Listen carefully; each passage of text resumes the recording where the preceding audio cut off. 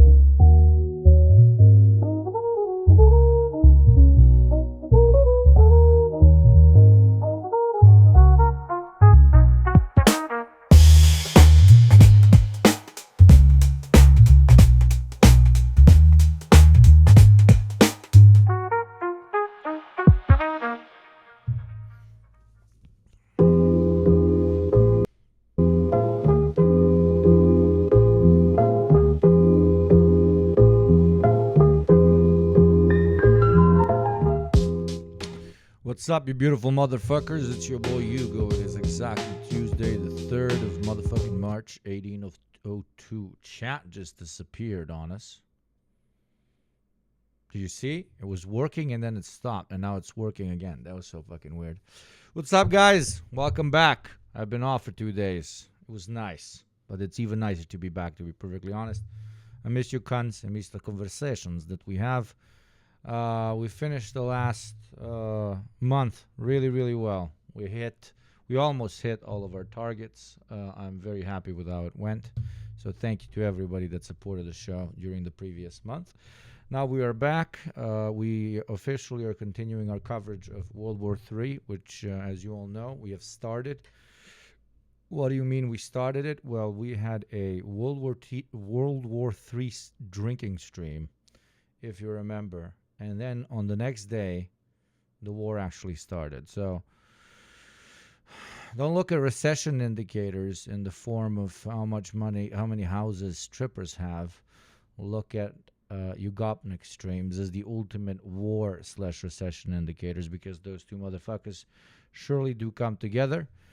Since I was last here, we lost the Ayatollah, and Iran has been going full spamming the missile button mode on the surrounding area.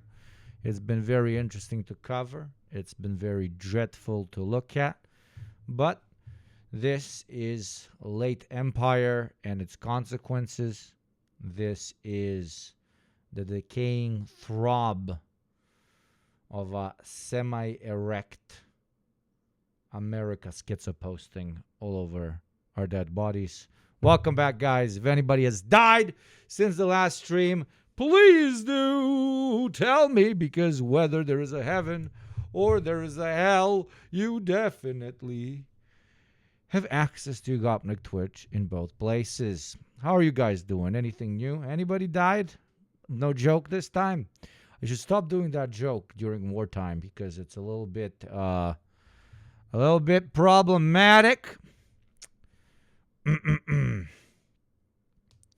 Forget that FT video we made that scared the shit out of everyone. Yeah. A girl who was chatting with asked me my opinion about this whole thing, and I told her, "Sačeš da vidiš šta je pravi zeleno-levi front." I'm still cackling at my funny joke. It's funny. The U.S. started the war because you couldn't make it through dry February, right? Like the yeah. Increase my mic. It's impossible for me to increase my mic. It's on maximum. This is how loud my microphone can be. Anyways, welcome, guys. So as you can see, the March goal is TBA. We're going to do a poll about what it should be. And one of the potential options, we're not going to do it now, we're going to do it in midstream when there's more people here. One of the options is going to be for me to unironically buy another like camera, of course not as good as this one, but still a decent one, and to buy an actual small roulette table, and for us to have a physical roulette table that you guys can gamba on. So that's one of the goals. Other goals is like probably going to be better lighting or better decorations for the room and so on and so on. But I think I think the real roulette table in the room with its separate camera angle is fucking hilarious, okay? I think it's so good. I think it's very good. I'm setting up an ethical casino. Yes, my friend. Mike Bishop, thank you for your 25 months, my friend. Thank you very, very much. Have you seen the picture of Trump yelling at Hexes? Don't know if it's AI. Me neither, but it's still funny.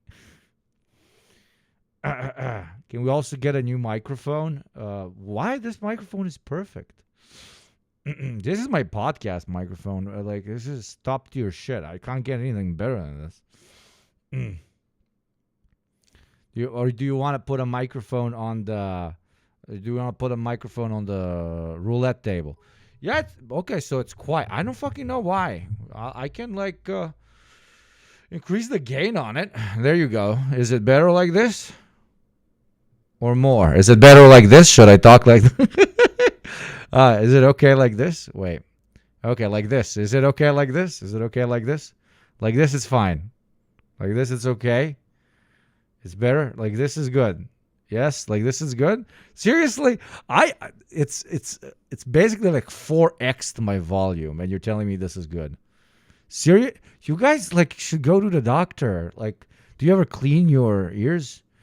Thank you, Mike Bishop, for starting us out with the first sub. 17 months, 25. Gamba, let's fucking go. By any means necessary. Balkan setting up a gambling den in his apartment. What could go wrong? Absolutely nothing. Sarbo, thank you for the 6 months. Happy Monday. My guy, it's Tuesday. But I love it. I am also still stuck. Thank you for the 4-month streak and the hype train. True motherfucking true. Oh my God, it's Tuesday. I feel the same, my brother. What have you been up to the last 2 days? I can't even remember, honestly. I went out after the last stream. Did I? The fuck have I been up? No, I did. Yeah. And then yesterday, I was helping out my dad with his car. And then, yesterday I went to watch Wuthering Heights with the woman. It wasn't that bad. Why did all the straight dudes tell me that like I'm going to want to kill myself while watching it? like it's, you know, I went there like doing the whole like, oh my God, I'm putting myself on a cross thing. I'm like, oh my God, you have no idea how much I love you. I'm gonna go watch a chick film. Oh no, I'm on the cross. And then it was fine. I mean, a nice 7 out of 10. It's like it's aesthetically very beautiful. The characters are very interestingly written. Everybody's absurdly toxic except for a few characters. Nobody like it makes sense why they do what they do. It was a okay film.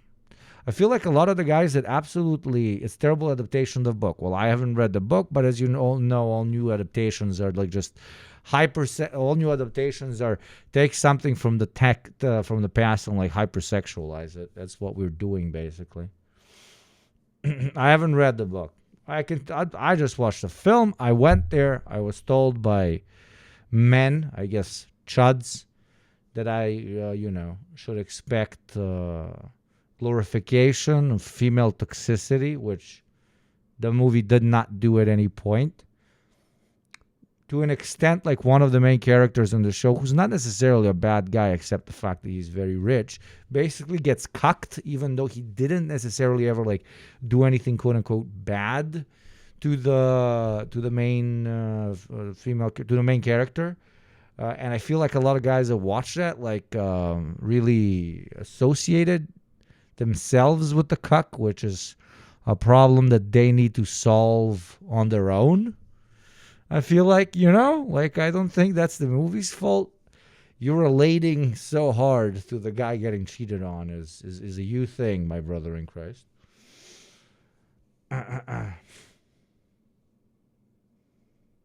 fentanyl is evil and a psyop to make British aristocrats seem human. Ha ha ha ha. It's required feminist literature. That's why men are afraid of even mentioning it. Oh, doom doom doom doom. I mean, I'm not sure it even like presents any character as necessarily good or bad. But yes, TLDR, not all men. Go watch the movie with your girlfriends. It's not that bad. It's not that bad. It's not that bad. It really is not that bad. Now, news, war, chaos, destruction, level 1 hype trains. Which one of these is the worst one? Of course, a level 1 hype train. Okay? Do you want to spit in my face and call me Sally? Well, if you don't, then don't let it die. Oh, Jesus Christ. Folf, what the fuck? Folf u pičku materinu, brate, bre. What the fuck? Folf, thank you for being the first white boy Western taxpayer of the month, of the week, and of the Yugopnik experience. Thank you very much. But still, do you want to like spit in my face and call me Sally? I know we're threatening you with a good time and shit, but like, Sorry, I'm still inspired by Wuthering Heights. Wuthering. Aesthetically, it's a pretty film.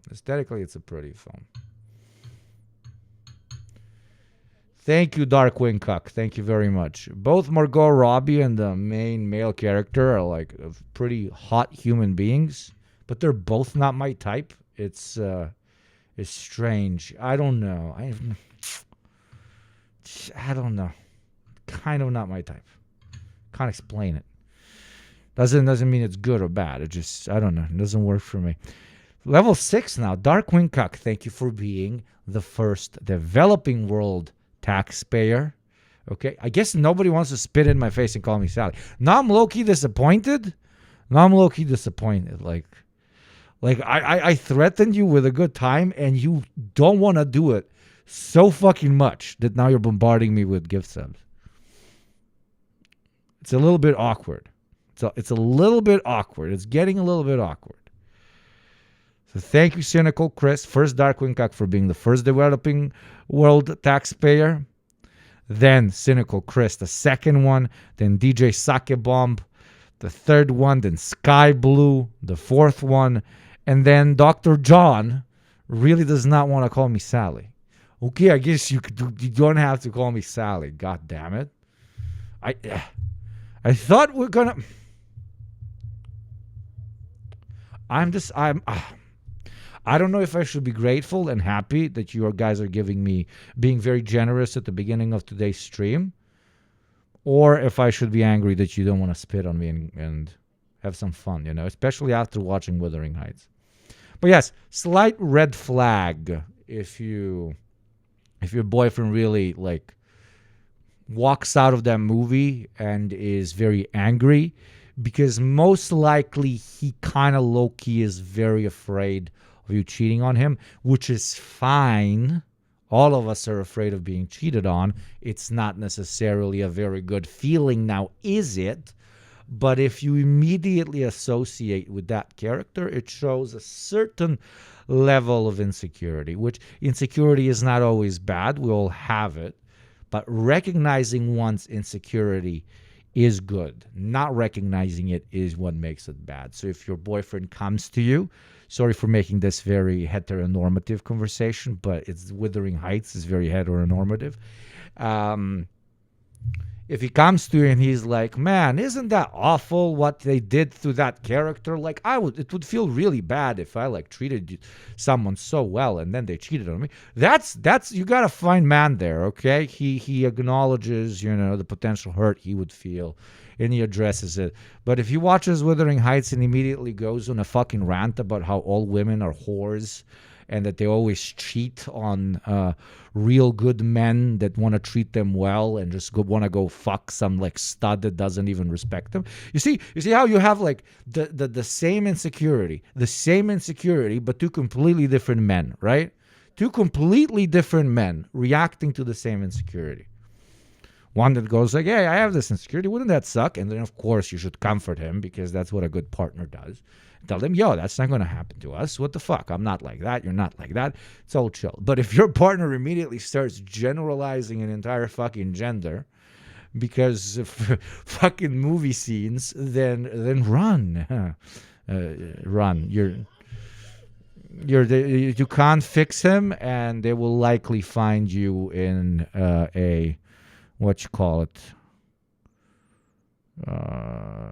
in a suitcase.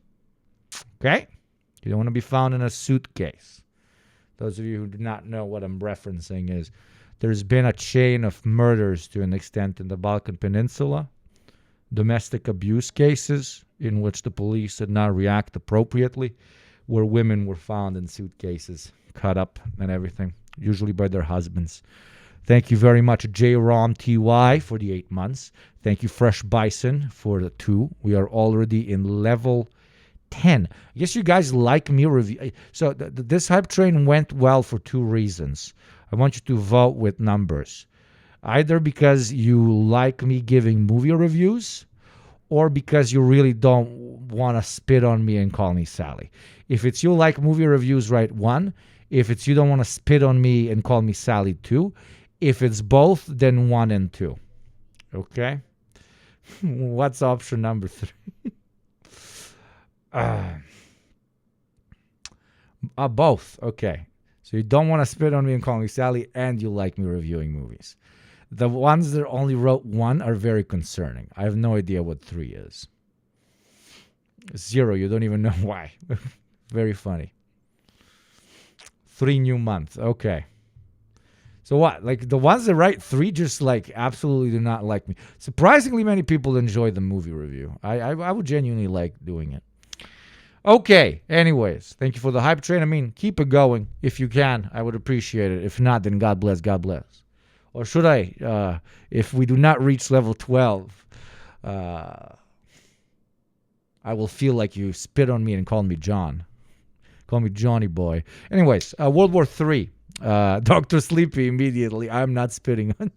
Why is this working so well? What is happening? Thank you, Slippy, for the fucking taxes, bro. That's supposed to be working that well.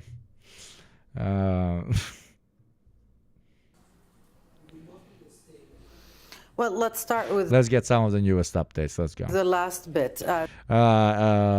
During these streams, when we're doing live coverage, I encourage every single chatter to send links to new and developing events over on Twitter. During live coverage, trolling me with links will be punished with a 30-minute timeout because we're trying to keep this thing rolling.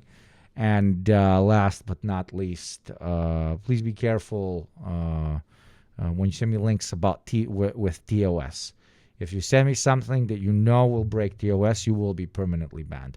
Other than that, please send me stuff from Twitter, from Blue Sky, from random websites, and I would appreciate it. Okay? Thank you. Golan Heights as soon as the Assad regime. And yes, okay, thank God. I was concerned you do not want to spit on me and call me names. Apparently you do, because the hype train is not reaching level 12, so you want to spit on me and call me John. Okay? I'll get ready. Should I be mask on or mask off? How are we doing this? Mouth to mouth or just on face? You're missing important context that the book Wuthering Heights has been stripped of its essential class politics. Saltburn was a movie about how aristocrats are deserving of their immense wealth and are easily exploited by the striving, undeserving, lying, and sexually deviant middle classes. This is her ideological project, and that informs my hatred of Emerald Fennel. Also, it was made by the same person that made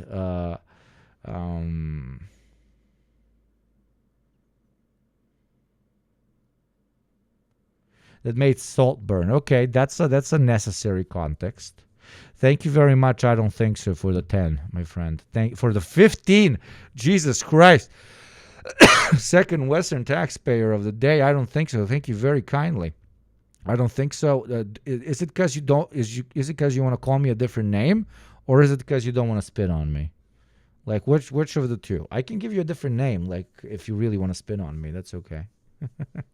I don't do water sports. I'm good. Okay. But you can call me John. Okay, jokes aside. Thank you. I don't think so. I honestly don't read Saltburn the same way, but your reading is completely legitimate. I can completely see that potentially as being the main inspiration. And yes, I did, because I haven't read the book, I can't give proper commentary, but I did notice that in Wuthering Heights, arguably the ultimate bad guy is even though she's a lady, she's basically an indentured lady who basically proactively manipulates the relationship between two of the main characters towards crumbling. She is depicted as potentially doing it for two reasons, either because she has never been loved, so she wants to sabotage their relationship, but also alternatively because she wants to protect her position in the family, because that position would be lost if the family goes bankrupt. So she wants, one of the main characters to marry rich. It can be looked at from both perspectives, and from both perspectives, that would be a decent writing. Like that, her being an indentured, basically lumpen aristocrat, very weird category to be in, does not necessarily make her good or bad. This is just like she's acting on her material interests, which is what all of us do, which is not bad writing in and itself, right? But I don't know. Saltburn to me was like how it breaks, like how the so-called middle class, working people, quote unquote, how the normals are forced into becoming beasts because of how we are continuously treated by the system and domestic aristocrats and so on. Her father is a jewelry magnate. Yes, I will stop talking. I will stop talking. Yes, I will stop talking. Yes. No joke, like you win. Okay.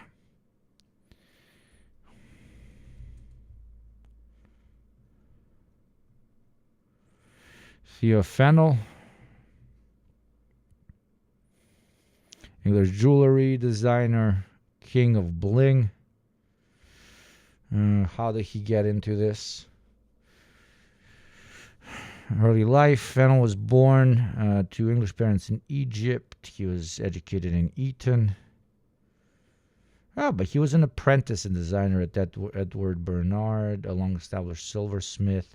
Following his apprenticeship, he started his first jewelry business in 1974. 1974, that would make him 23.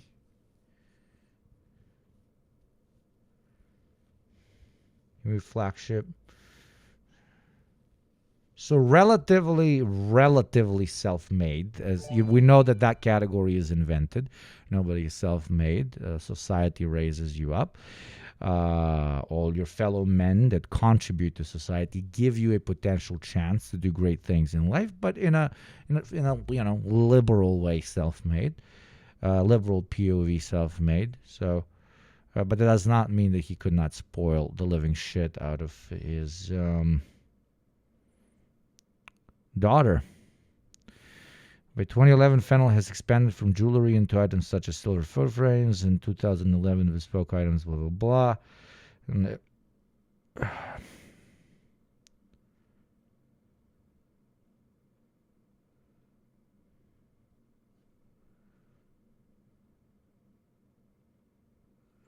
but okay, he's not that huge.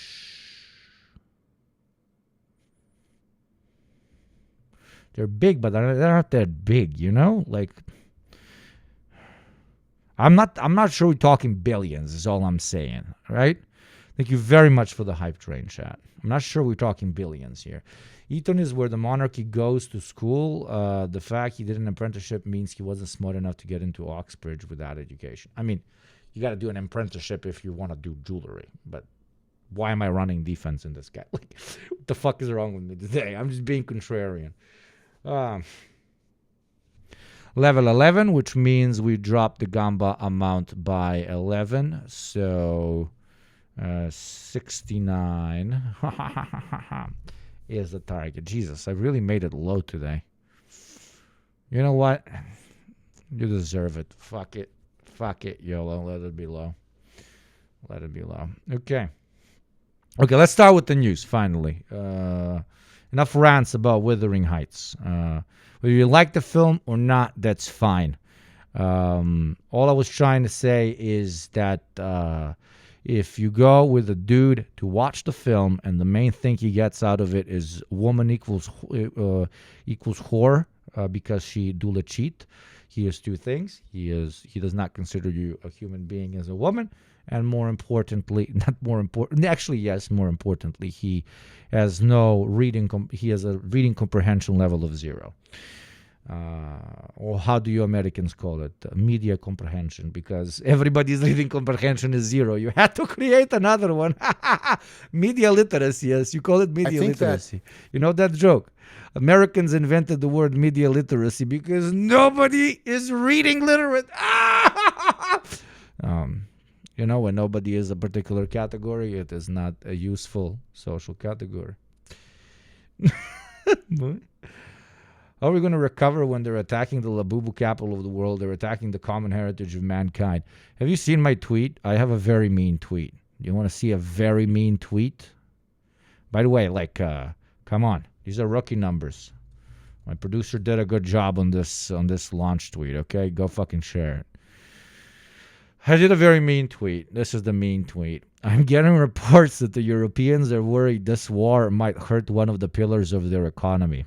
Flying to Dubai to get shat on for money.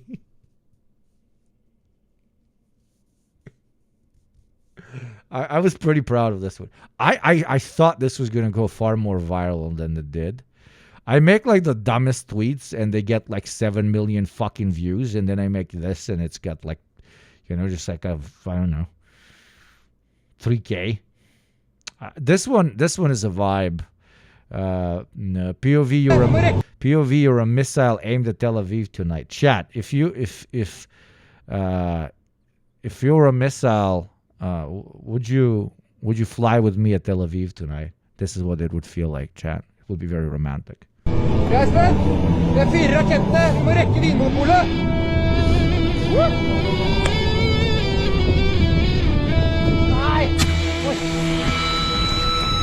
Okej! Bomber och granater!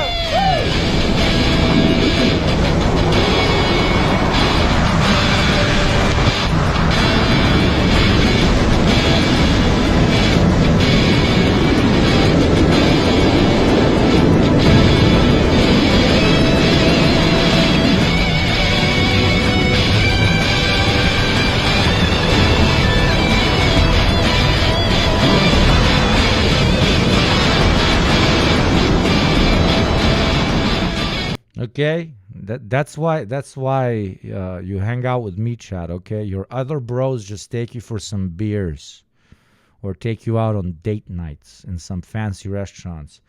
I would get all of us. We would strap ourselves to rockets and we would launch ourselves at skyscrapers in Tel Aviv. Okay, that is how you party with the Yugo, man.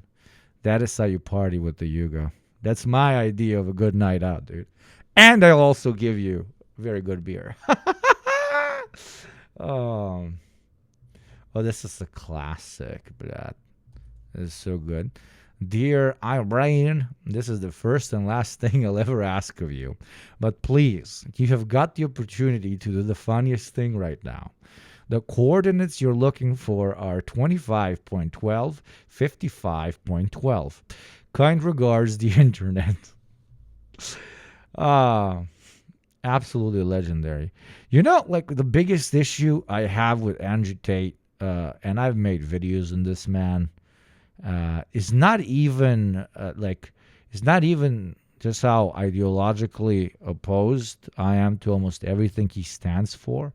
It's not even that he's that fucking cringe. It's not that he has spawned an army of fucking castrated lobotomites. No. I have to make everything about myself. Is that he looks like one of the most, like, he has one of the most typical Balkan aesthetics of all time. Like, 60% of Balkan men look like him. So, every time I go out and there's, flashing lights and music playing and it's relatively dark, I just keep getting like schizophrenia scared by potential Andrew Tates at every corner. This has been going on for like half a decade. There is no single week that I go through in which I don't get jump scared by a potential Andrew Tate, where I'm just minding my own business and I'm like, oh my God, that's Andrew Tate. No, it's not Andrew Tate. Every week, at least a couple of times. So please change up your aesthetic or something. Like, I liked it when he was having that like hair thing going on. Less Balkan coded back then. Has issued more forced evacuation orders for areas in Tehran. The Iranian capital has been bombarded continuously by a joint U.S.-Israeli offensive. At least 780. Like a shitty Nacho Varga.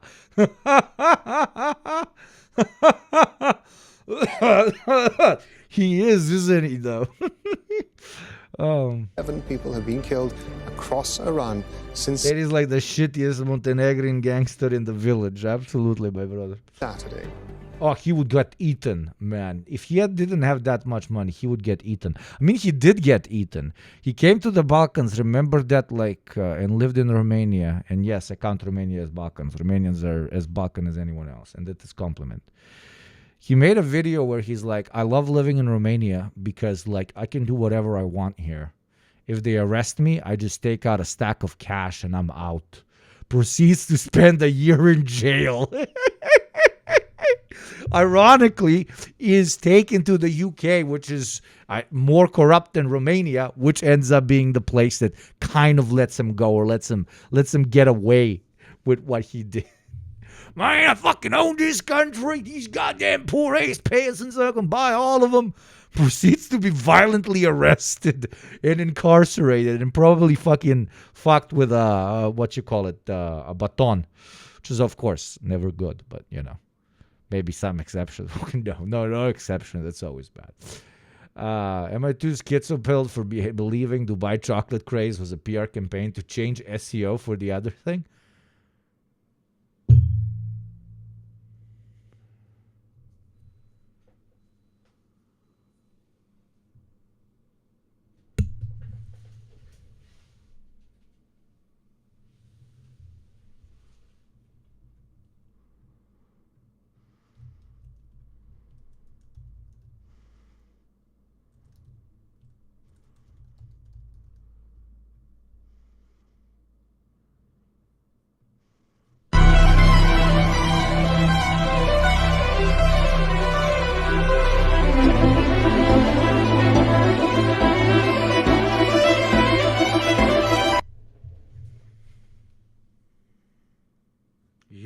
not considered that? Have you considered that?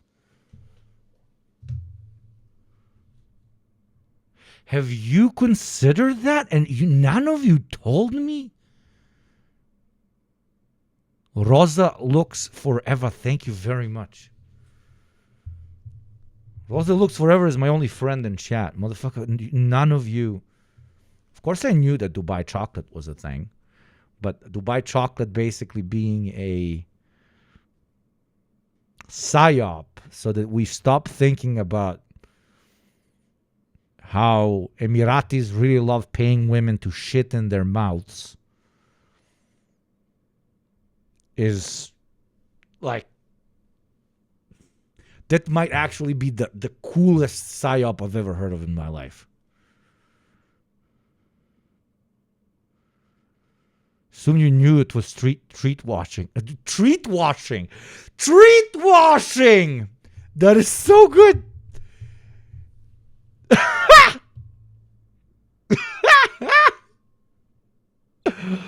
Oh. Woman! I gotta tell her, wait. Woman. Do you know that most likely Dubai chocolate became a thing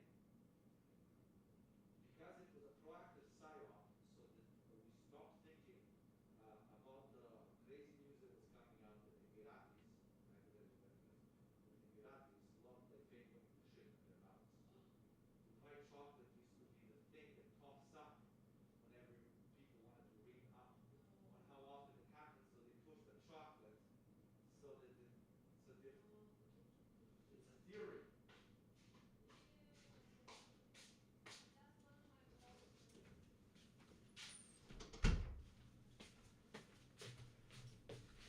She says it makes sense.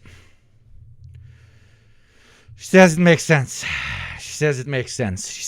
sense. That, no joke, that was fucking hilarious. That was 10 out of 10. High key, low key, big key. Then there are other things. I mean, there are other levers that they can pull. I think the question, becomes though, is the lever. Like, I was very surprised. Like, when I went to Dubai, like, I went there so that somebody shits in my mouth, and they were like, no, we only shit in women's mouths, okay? And I was like, but what the fuck, man? I traveled all the way to Dubai to get some shit in my mouth. That they have. And they're like, we can offer you some Dubai chocolate. FML, when I went to Dubai to get shit in my mouth, and I kept asking people for Dubai chocolate, thinking it's having shit in my mouth for money, and they just kept giving me actual chocolate. Fucking crazy. Between Gulf states and the United States going forward? Well, let's imagine that what comes out of the current conflict is a temporarily weakened but more hard. Yeah, sorry, shitting in your mouth would have been gay, which is illegal. First of all, shitting in my mouth, shitting in my mouth is not gay.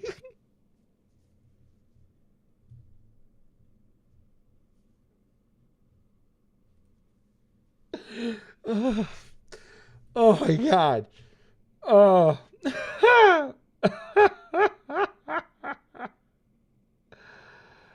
Oh, that's so good. Oh, no. Thank you, Barry. Oh my God. To this very great analysis. FML, when you make shitting in mouth illegal, not because it's insane. Oh, and very unhygienic, but because you think it's gay. Homophobia utilized to increase cleanliness amongst the masses. Yo, bro, not showering is fucking gay. Shower or we will arrest you for sodomy.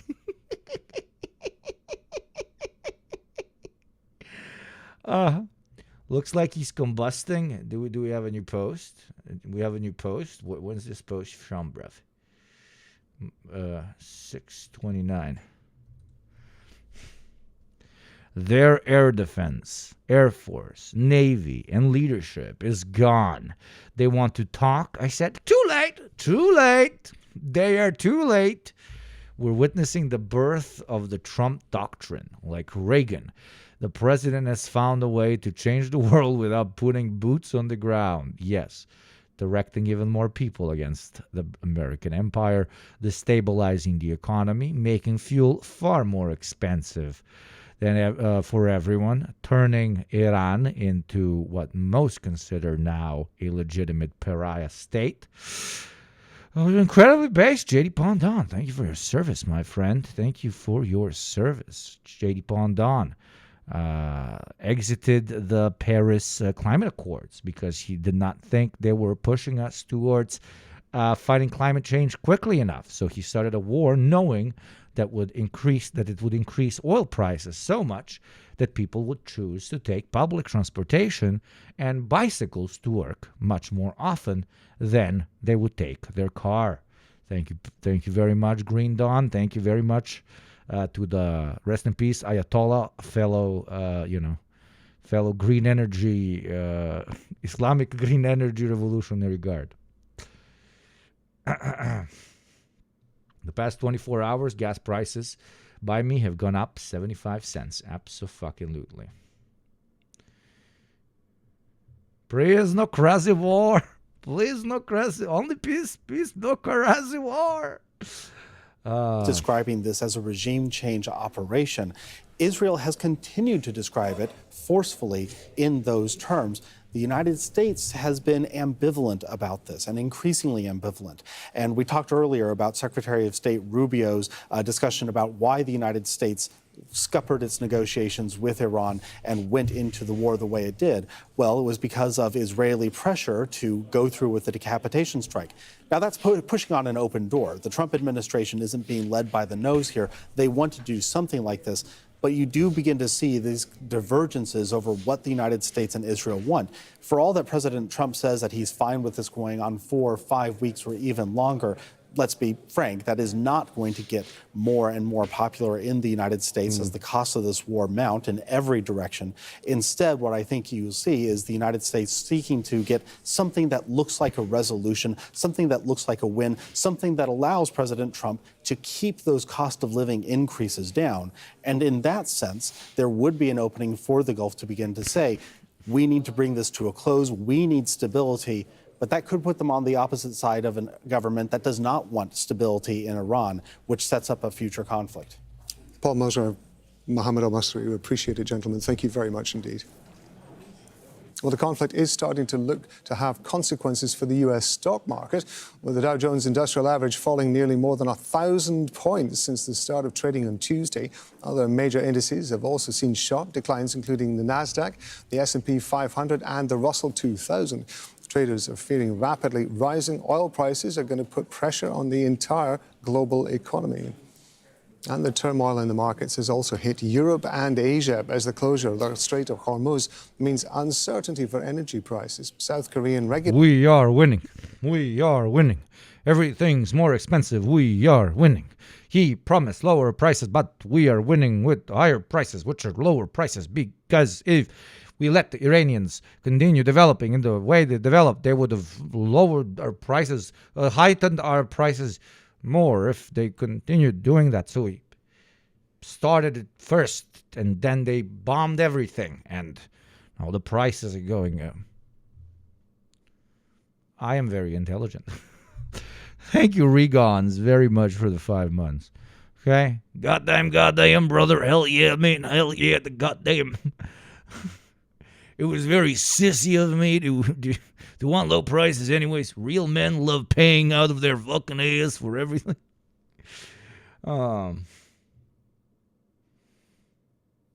prices are the biggest, our biggest numbers, which are good in spite of context. Okay. Everybody told me they want low prices, but low prices are homosexual. I like straight, large, and gorgeous prices. I will go to war. You will pay for it. Thank you for the bit, Stop G. Regulators briefly halted trading after the benchmark Kospi index tumbled by as much as 6.4%. East Asian economies are highly dependent on imported gas and oil.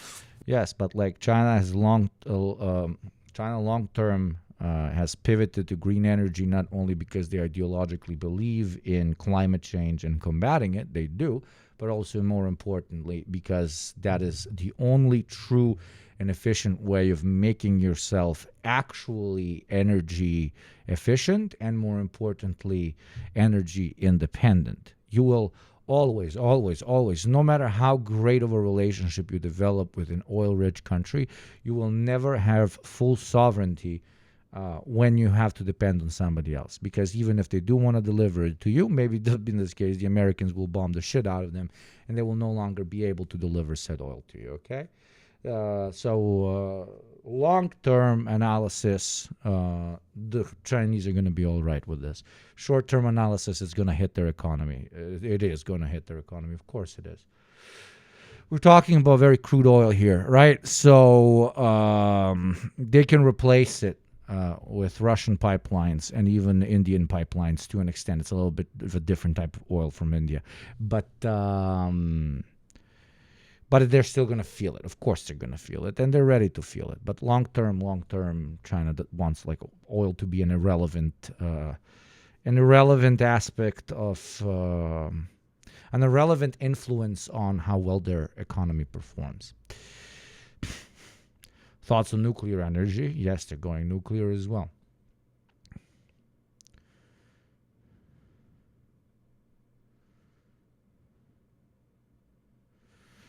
We already have statements from OPEC. I mean, what's OPEC going to say? OPEC's shooting bricks right now. The cartel pledged to increase output by 206,000 barrels a day from next month, and said that members would closely monitor and assess market conditions. Yeah, this was March 1st. This was March 1st. Have you seen what got hit yesterday? Shit that looks like this. And today. Ad nauseum.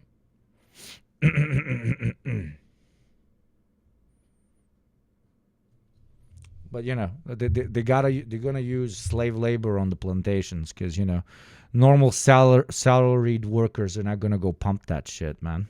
Here to live and work, they've built lives here, but the concern when conflicts like this tend to seem like they're going to go on for some time. People do look at trying to leave. So far, there's been no panic. Every government in the region. My hot take was that I was absurdly disappointed by the Iranian capacity to defend itself when they lost their Ayatollah in the first 24 hours. That was absurd. Anybody who does not say that wasn't the case is a cope machine that loves living in whatever cloudy, safe space they develop for themselves. Enjoy that little, alternative universe of yours, whatever. But in the coming days, the particular strategy of hitting Western little economies where it hurts was pretty interesting and relatively smart, in my opinion. They literally went like a spider's web,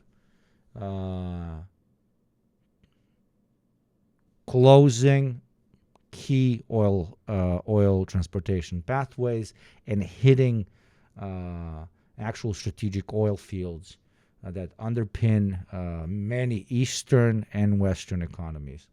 Keep in mind that a lot of CNN cope that you have, which is, Iran pretty much fed most of Asia with its oil, so it's going to impact their economy. We don't really care. We never bought oil from Iran is an insane thing to say, because where the fuck do you get all your shit from, bro? Literally, all your goodies you get from Asia. So if the Asians now need to pay a lot more for oil, you will need to pay a lot more for the shit that you buy from them. What the idea that we don't already live in an incredibly interlinked global economy is absurd. But it's linked from right to left. It's linked from east to west, okay? Because the West buys shit that the East produces. That kind of dependency does not necessarily exist when it comes to commodity production, vice versa. Okay? It does when it comes to the delivery of food and shit and farming and agriculture. There it does. But yes, TLDR, if prices increase in the East, which they will, if this continues, they will increase in the West because the East is the production hub. And they produce by using fucking oil. Okay? It's number one. Number two, this Iranian strategy is brilliant. It's ethical, in my modest opinion. You know, they're not doing the classic American blowing up schools thing. The only place where the Iranians are hitting any target intended to commit to maximum casualties, any type of casualties, is Israel. And, you know, the playing field there is very different. But long term, unfortunately, you know, Iran feeds itself on oil exports as well.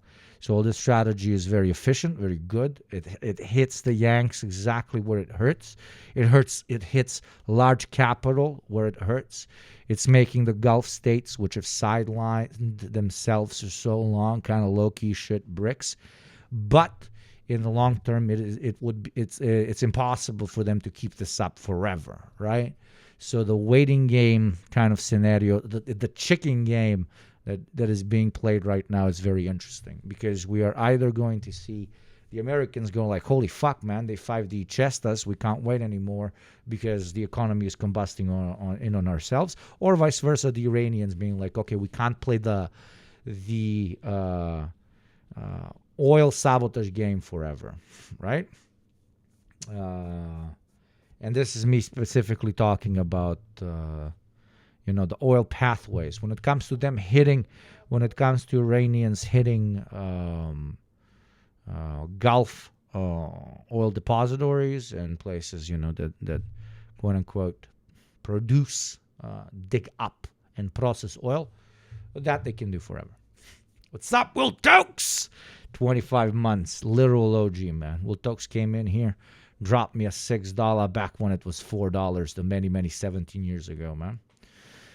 The advisor in the IRGC, Brigadier General Ibrahim, said, we tell the enemy that if he decides to strike our main centers, we will strike all the economic centers in the region. Yes, it is a fascinating strategy. I approve of it, and I like it. It's not as cinematic. You're not going to have crescent numbers of American burning corpses, as much as probably a lot of chatters that are not American would like to see. But you will see many crossing numbers when it comes to Lina go down. So be satisfied with that at least.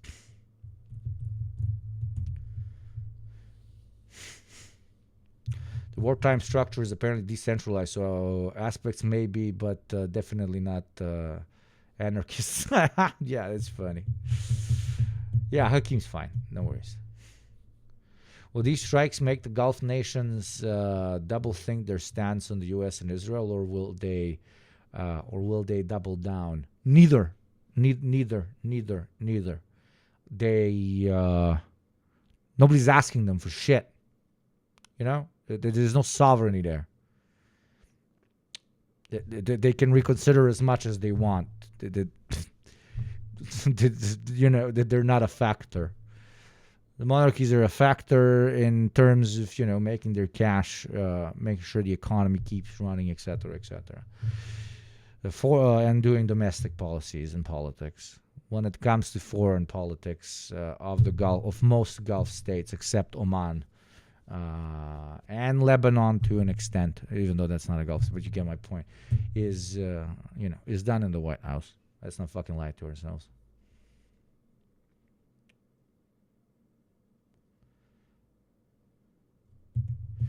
It's Russian hybrid warfare strategy. Iran has embraced hybrid multi-sectoral warfare, yes, but the Russians cannot hit the source of the most important energy source on the planet right across their borders with extremely cheap fucking missiles. Except this gift from a Magyar. Oh, this is a classic. You guys, this is a classic, okay? Our Day in Rehovot, you get a special tour of the bombed-out buildings of the missile attack last night with your sexy IDF soldier friend. What's your name? Stav. We know. Stav Cohen, IDF's finest. As we walk among the ruins and the broken glass of last night's missile attack, what do you think, Stav? Are you scared? No, sir. No, sir. Until then, we'll be safe and sound in our bomb shelters with our sexy IDF soldiers protecting us in this ever so holy Jewish nation. When you're a power gay... Oh, dude. Bro, this is going to lead medieval levels of anti-Semitism. My God, this is so bad. Combined with homophobia. This video is not even global homo.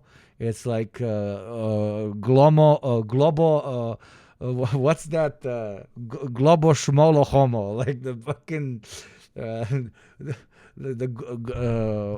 the what's, oh my God, what was the name of the conspiracy bullshit thing? So the gay elites are global homo, and the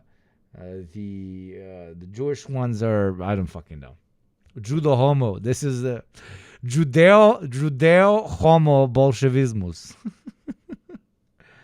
Global shlomo homo. Global shlomo homo. Global shlomo homo. I can't wait for like epic Alex Jones videos, but he doesn't have the balls anymore. This is all coming. Global shlomo. Global shlomo homo conspiracies are. I gotta stop, man. I gotta stop. You know what I don't gotta stop doing, though, is streaming. And I can do it thanks to beautiful subscribers such as yourselves. We have hit our first hour, so I have to do my grift section. If you think that this man is not a proper representation of the global homosexuals, please do consider subscribing. $6 a month or less for individual ones, and consider paying your taxes, !tax, by oiling me up, by gifting multiple subs, and making one of our more broke chatter's days far, far nicer, by elevating him or her or them to sapiens of a child soldier. Thank you for your consideration. Everybody that does not subscribe actually believes this is normal.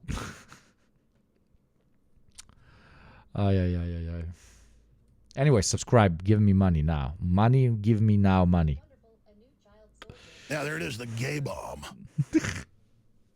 Look it up for yourself. I mean, this is what they're... What do you think tap water... I wish some... You know what this guy needs? Oh, fuck. Almost TOS'd myself. Almost TOS'd myself. It's a gay... Yeah, there it is, the gay bomb. Look it up for yourself. I mean, this is what they're... What do you think tap water is? It's a gay bomb, baby. And I'm not saying people didn't naturally have homosexual feelings. I'm not even getting into it, quite frankly. I mean, give me a break. You think I am like, oh, shocked by it, so I'm up here bashing it because I don't like gay people? I don't like them putting chemicals in the water that turn the friggin' frogs gay. Do you understand that? Serious crap. Thank you, Dark Fair, for the 1 gifty, and thank you very much, Mr. Mandela Effect, for the 5. Thank you very, very kindly, all you gentlemen. Because we did the... Okay, I give you, and ladies, all the rest of you are homophobic and think that average Jewish gay man looks like this. Jesus Christ. So,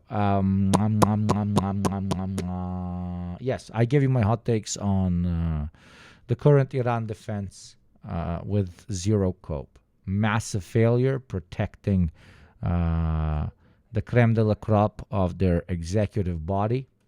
We will see how decentralized their military apparatus really is in practice, and very interesting military strategy of hitting the economy instead of trying to continuously hit military targets, which they've also hit, but still. So, interesting developments. I was exceptionally disappointed at first. Exceptionally disappointed. I even made some tweets that I regret because I was losing my mind. I deleted them afterwards. Tweets where I'm basically just being like, are you fucking insane? Look, what the fuck are you doing? Like, make another YouTube video about the fucking, I don't know, Hezbollah orchestras or something, instead of defending your fucking Ayatollah. Like, I was losing my mind. And I was correct in losing my mind. But now it looks like they're improving in their defense. And let's see where it goes. Thank you, Pizza Famine, very much for the gift. Thank you, Xi Jinping, for the 5. Thank you very much. Xi Jinping is immediately like fighting the homophobia charges here, okay? Thank you, Danny Blushed, for the 101.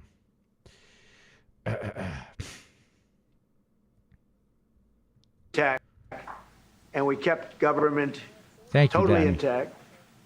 And we have Delcy, who's been very I don't good. know if you saw this, but U.S. Embassy to Jerusalem. The U.S. Embassy is not in a position at this time to evacuate or directly assist Americans in departing Israel. The following is provided for your information as you make your own security plans. The Israeli Ministry of Tourism has begun operating shuttles to the Taba border crossing as of March 2nd. Oh my God. To be added to the passenger list for a shuttle, you must register, blah, blah, blah. If you choose to avail yourself to this option, to depart, the U.S. government cannot guarantee your safety. The information is provided as a courtesy to those wishing to leave Israel. Passengers who wish to cross to Jordan may take the shuttle to Eliat and continue independently by taxi to the Yitzhak Rabin border crossing. Oh my God, that's so fucking funny. 38 trillion in debt fighting wars orchestrated to profit Israel, but U.S. can't have evacuate Americans from the failed settlement colony. I mean, they're the colonizers, you stupid fuck. Okay, maybe there's like 23 idiots that went there for tourism, and then there's millions of actual American colonizers in Israel, but okay. That's so funny. That's actually funny. You know, that's actually funny. But come on, guys. Refugees are welcome. Refugees are welcome. We must await them in our nations. Okay. Did you see the fucking Bulgarians? Where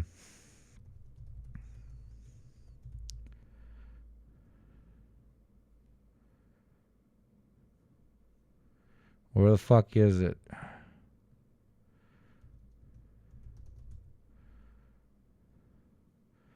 Can't find it.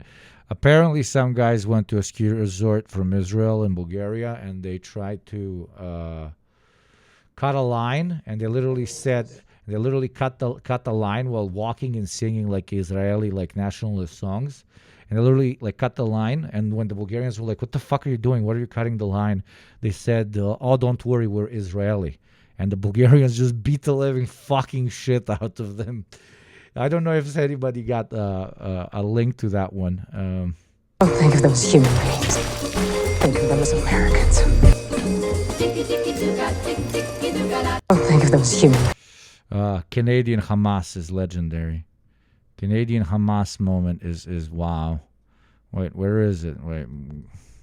I have it as a confirmed, like exactly what happened. Exactly what happened. Barry, are you sending me what I think you're sending me? Yes, this thing. I have it confirmed from Bulgarians. Yeah.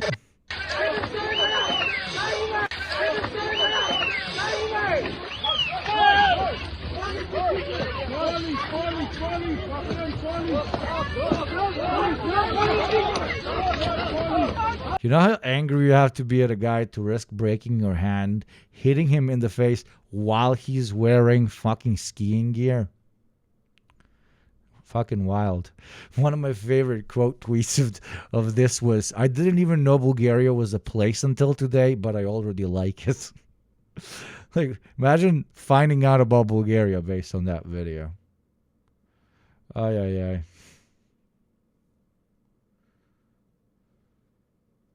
One of the Israelis yelled, "No politic here." Dude, they were doing all the basketball matches that Israeli teams had over in Sofia. It's crazy because they couldn't do them in Tel Aviv anymore. They like transported many Israeli here because whenever not here to Sofia, Bulgaria, whenever a match that Israelis would play here, it would literally look like they transported all of Tel Aviv here. Like it would immediately become like a apartheid zone with little tanks around the fucking arena. In my first term, I rebuilt the military in my first term. This is live. Great. Holy shit! Wait. Unbelievable amount of ammunition, or munitions, as they say, we're given away to. The Wall Street Journal incorrectly covered the story when they said that it was given away to the Middle East. Not to the Middle East, it was given away to Ukraine. Very little was given to the Middle East. The Middle East would buy a lot, and some of the nations, because they're rich, they have a lot, but it was given away to Ukraine. And it just should have been done. Look, it's a war that should have never happened. If I were president, that war would have never happened.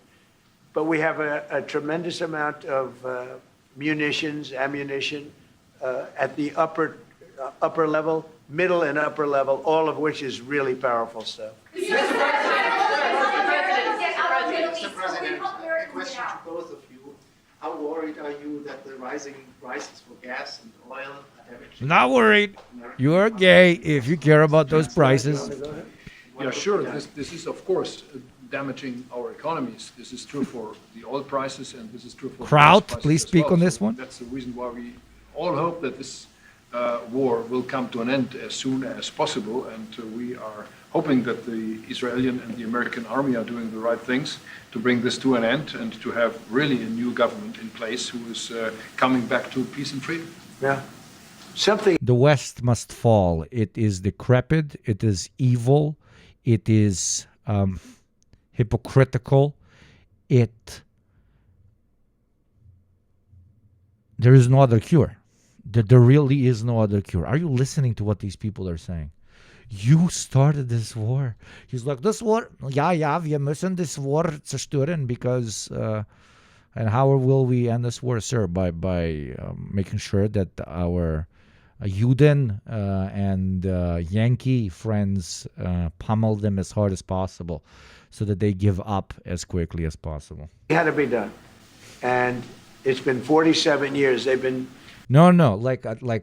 I still believe the Europeans can be decucked, but I don't think it's possible for the Germans. I don't think it's possible for the Kraut. Okay, we will give part of Germany to Austria.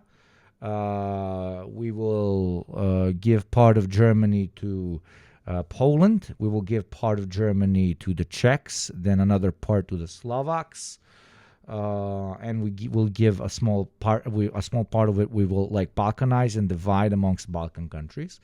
France can have a small part as well, and then we start decockifying Europe because I don't see this. I don't understand. I don't know. Killing Berlinie Polska. People all over the world for Serbia, but a long time. They were the kings and fathers of the roadside bomb. Soleimani, we killed him last term. If we didn't, I think it might be a different story today. Yeah, talk about the prices, little bitch. He asked you about the prices, little bitch. What is going to happen to the prices, little bitch? What is going to happen to the prices, little bitch? He's like, we killed a lot of them. Yeah, but the price is still going up, huh? Rockets still flying, huh? Rockets still flying, blowing up your oil fields, huh? How about them tankers, bro? Where are your tankers moving, bro? Sorry for not being professional enough, but for real. Like, he's like, well, yeah, man, we fucking killed all of them. I don't know why the prices are going up. Much stronger and smarter than they are.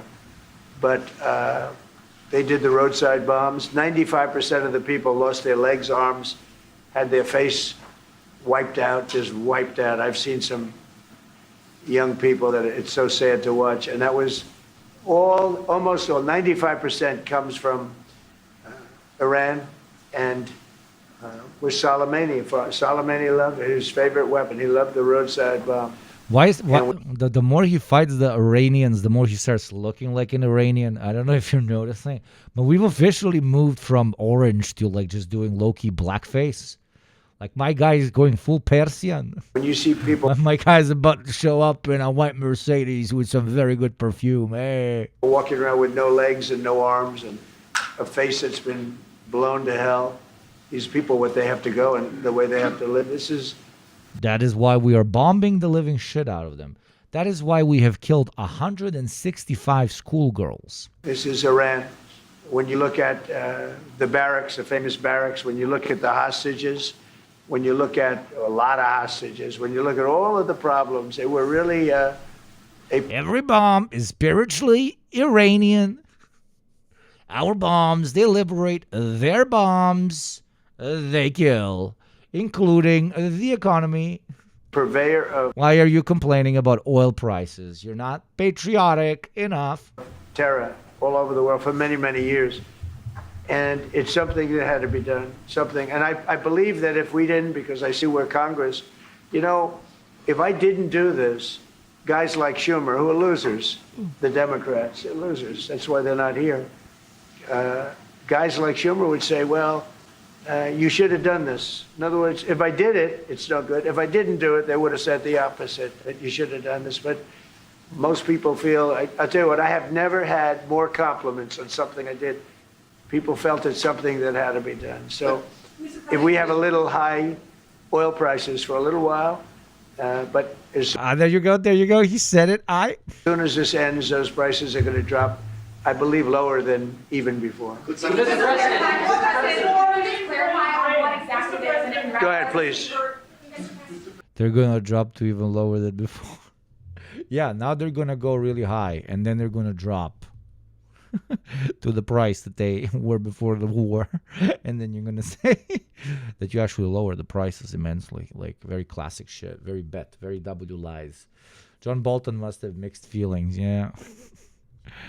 The American people also want to know what they're sending their men and women to war for. Is there a concern of this spiraling into a longer war? And then one for the chairman when you're done. Did you not hear my remarks? I mean, we're ensuring the mission gets accomplished, but we are very clear-eyed, as the president has been, unlike other presidents, about the foolish policies of the past that recklessly pulled us in to things that were not tethered to actual clear objectives. So we know. Okay, you're tethered to real objectives. You said that you're tethered to regime change. You killed the Ayatollah and most of the military leadership. They literally turned into independent military sects, and they are castrating the global oil economy, and they are doing a fucking Colombian necktie to both your corporations, yes, Eastern corporations, but also your citizens. So where's the success of your operation? Sure that the Iranians take massive L's by fucking having everybody wiped out in the first day. Yes, they did. But did they make sure that they drag your economy with them? Yes, they did. Now it's a game of chicken and mouse, who can survive for longer. And it's on the American people to decide for how long they want to live like literal medieval peasants that can't fucking start up a car in the morning because somebody felt like doing a little bit of Advento in the Middle East too, okay? We have plans, we have generals, we have chairmans, we have commanders, CENTCOM commanders, Admiral Cooper. The American people... Yes. How do you want to solve the conflict on tariffs between the EU and the US? Between who? The conflict on tariffs between the EU and US. How do you want to solve and US and who? EU, European Union. Well, we won on tariffs, actually. Somebody said you actually won the case. We won on tariffs. We had a decision that was... We're winning. We are achieving the objectives of our war. No, you're literally not. The regime is still there. You are We won on tariffs. No, you literally didn't. You pushed the entire world away, including some Europeans, no matter how cucked they are. Dude, you're turning France into a new Juche government, dude. I don't know if you fuckers saw it. I love this. I'll do a little bit of trolling. Where is it? French Juche. Therefore, Juche. I have, or we could call it Juche, French Juche, ordered that we increase the number of nuclear warheads on our arsenal in order to put pay to any speculation. We will no longer communicate on the figures regarding our nuclear arsenal, contrary to past practice. Therefore, they're literally saying they're not gonna they're gonna develop their nuclear capacities whatever way they want. They're not gonna talk to fucking anybody when it comes to their nuclear strategy. They're doing their own thing. Je suis un nucléaire warhead, which is crazy. Let me play that again, okay? Let me play that again.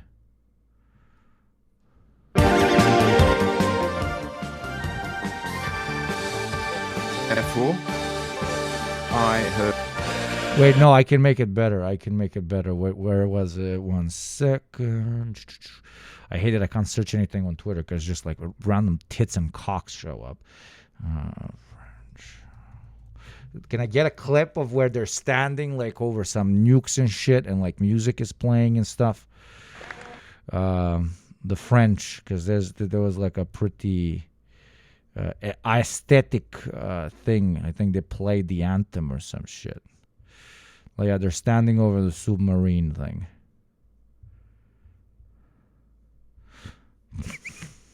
Wrong. It was a very bad decision from certain standpoints. From other standpoints, a very powerful decision. Can't find it. I'll see you later. Because it reaffirmed all the fact that we have all these various forms of tariffs that we felt, right? But it totally reaffirmed. It said you can use all of these tariffs. So we have all these vast menus of tariffs. And tariffs have made our country very rich. We have to charge tariffs to nations who play with their money. You know, they move their money up and down like a yo-yo. We have to take care of nations that have been good to us and fair to us, and we're going to take care of them. Other nations, they haven't, and we haven't let them take advantage of us. But the whole thing with tariffs is we had a decision that, like as an example, we have a license situation, and the license is something that allows us to immediately stop all business with, nobody even knew we had this power, but we do now because of the decision. We have the right to stop all business having to do with a certain country. If a certain country is not treating us well, the president, without going to Congress, has the right to stop. Sort of interesting. I have the right to stop, but under that one law, I didn't have the right to charge them. So I have the right to license them, but I don't have the right to charge, which is frankly ridiculous. But the right was given to us by the Supreme Court. And we have the right, as an example, we talked about Spain. I could tomorrow stop, or today, even better, stop everything having to do with Spain. All business having to do with Spain. I have the right to stop it. Embargoes, do anything I want with it. And we may do that with Spain. What do you think? Well, sir, I think we're going to talk about it with you. I know that you have strong power. The Supreme Court clarified. We know you can use it, and if you need to use it to assure national and economic Did motherfuckers just say we're going to embargo Spain? security, we'll do it. Scott, do you have an opinion? Sir, I agree. The Supreme Court reaffirmed your ability to implement an embargo, and as we've talked from your first term, I wanted to just do tariffs. I only wanted to do tariffs, but they didn't let me do tariffs, so now I'm going to embargo entire countries. Plane flew over there. It was a Boeing 757. It was two of them, loaded. They took out all the seats. It was loaded with green cash. So much cash that it was in Virginia, Maryland, and Washington, D.C. They got all the cash from all the banks. They put it, and they flew it to Iran. I never knew a president had that power. I'm going to maybe try it sometime if it's okay. I think I'm going to do it. I'll fly it somewhere. Nobody's ever seen anything like it. 2 planes loaded from floor to ceiling, big planes, Boeing 757s, taken over there and given cash. In addition to that, he was giving them billions of dollars. But worse, he was giving them the right to have the path to a nuclear weapon. And that deal expired. A lot of people said, oh, you terminated it. Well, it was going to be terminated anyway because it expired. It gave them the right to have top-of-the-line nuclear weapon. If they had, because they're crazy, just like the people on my right during the State of the Union. I looked at them, I said, you're crazy? These people are crazy. And if they had a nuclear weapon, they would have used it. All right, how about 1 or 2 more? Mr. President. Go ahead, please. You just heard that the president is thinking about punishing Spain. What are your thoughts, spontaneously on this, and what can you do to, Well, the answer on that is quite simple. We are trying to convince Spain to catch up with the 3% or 3.5%, which we agreed on in NATO. And as the president said, it's correct. Spain is the only one who is not willing to accept that. And we are trying to convince them that this is a part of our common security, that we all have to comply with these numbers. And this is 3.5 for military and another 1.5 for our military infrastructure. So Spain has to comply with that. Spain has been very, very uncooperative. And so has UK. Now, the second one is shocking, but this is not the age of Churchill. I will say the UK has been very, very uncooperative with that stupid island that they have, that they gave away and took a 100-year lease, having to do with perhaps indigenous people claiming the island that never even saw the island before.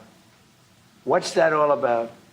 And they ruin relationships. It's a shame. It's and that country, UK, and I love that country.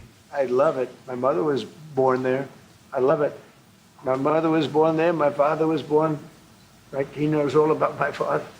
My father was born there. So very places that you sort of automatically very feel warmly about.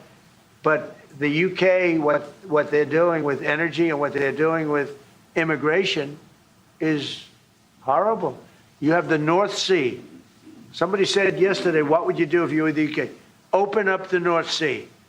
They got windmills all over the place that are ruining the country, ruining the landscapes, ruining the beautiful fields. Open up the North Sea. It's one of the greatest. Think of it. They buy their energy from Norway, which gets the energy, the oil, from the North Sea. So Norway drills in the North Sea and sells it to UK. And UK has a better part of the North Sea. Open up that. And number 2, illegal immigration. What did I miss? Yo, you guys are saying I missed a lot. I need to make some coffee, bro. What the fuck? He's starting a war between the Netherlands and the UK? They got to solve that problem. And I must say, that's not only UK. That's other parts of the European Union that have the same problem. Immigration and UK is not in the European Union, mate. energy. The energy is through the roof, the highest in the world. And the immigration is, look, you have places where... Immigration is bad in Europe, huh? Immigration is bad in Europe. Immigration from Middle East is bad in Europe. How about we fix that by bombing Iran? In the UK, you have a terrible mayor. I fucking hate them Browns going to fucking Europe. That's why I'm going to bomb some Browns that will definitely not then migrate from that region because there's war. Most likely towards Europe. Of London, terrible. He's an incompetent guy. But you have Sharia courts. You don't have Sharia courts. You don't want Sharia courts. You have Sharia courts adjudicating law. So it's very simple. We fucking hate when the Muslims come. I fucking hate the Muslims coming. Why do they come, sir? Because there's always wars in their countries. How will you solve that? I will bomb them. Spain denies U.S. permission to use jointly operated bases to attack Iran. Bravo. España, top. Spain has denied U.S. permissions to use jointly operated military bases on its territory to attack Iran, as Madrid stepped up its criticism of the unjustified and dangerous military intervention. Spain's Socialist Prime Minister Pedro Sanchez has explicitly condemned the U.S. and Israel's unilateral military action against Iran, warning that it is contributing to a more hostile and uncertain international order. The rebukes have been reinforced by his government's refusal to allow the U.S. to use bases in Rota and Moron for the continuing strikes against Iran. José Manuel Álvarez, Spain's foreign minister, said on Monday that while the government wanted democracy, freedom, and fundamental rights for the Iranian people, it would on no account allow its bases to be used in the ongoing military action. I want to be very clear and very plain.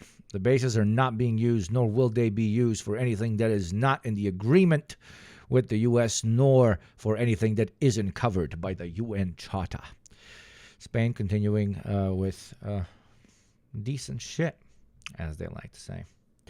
Very decent shit. And speaking of decent shit, we are hitting the 1 hour and a half marker, which means I have to hit you in the face with a piece of coffee. Buy me a coffee. Subscribe to the show. We have no sponsors. Oh, no sponsors. Different channels, different channels also. Oh, no, I have to play ads. But Yugopnik, I don't have to play ads because I have subscribers for $6 a month or for free through Prime, or because I have Oilers that pay their taxes, stimulating the local Yugopnik economy. Meanwhile, sponsors and and ads. No, we have no power over him. Crazy hamburger! No, we have no power over Yugopnik because of people like Shadowrunner with the 27, baby. Yeah, baby! That's what I'm talking about. Shadowrunner doing genocide on advertising. Shadowrunner doing genocide on advertising. God damn it, brother. Be like Shadowrunner. Let us be Big G dominatu on ads and sponsors. And let us be truly, truly independent. Oh, yeah. Thank you, Shadow. Thank you very much.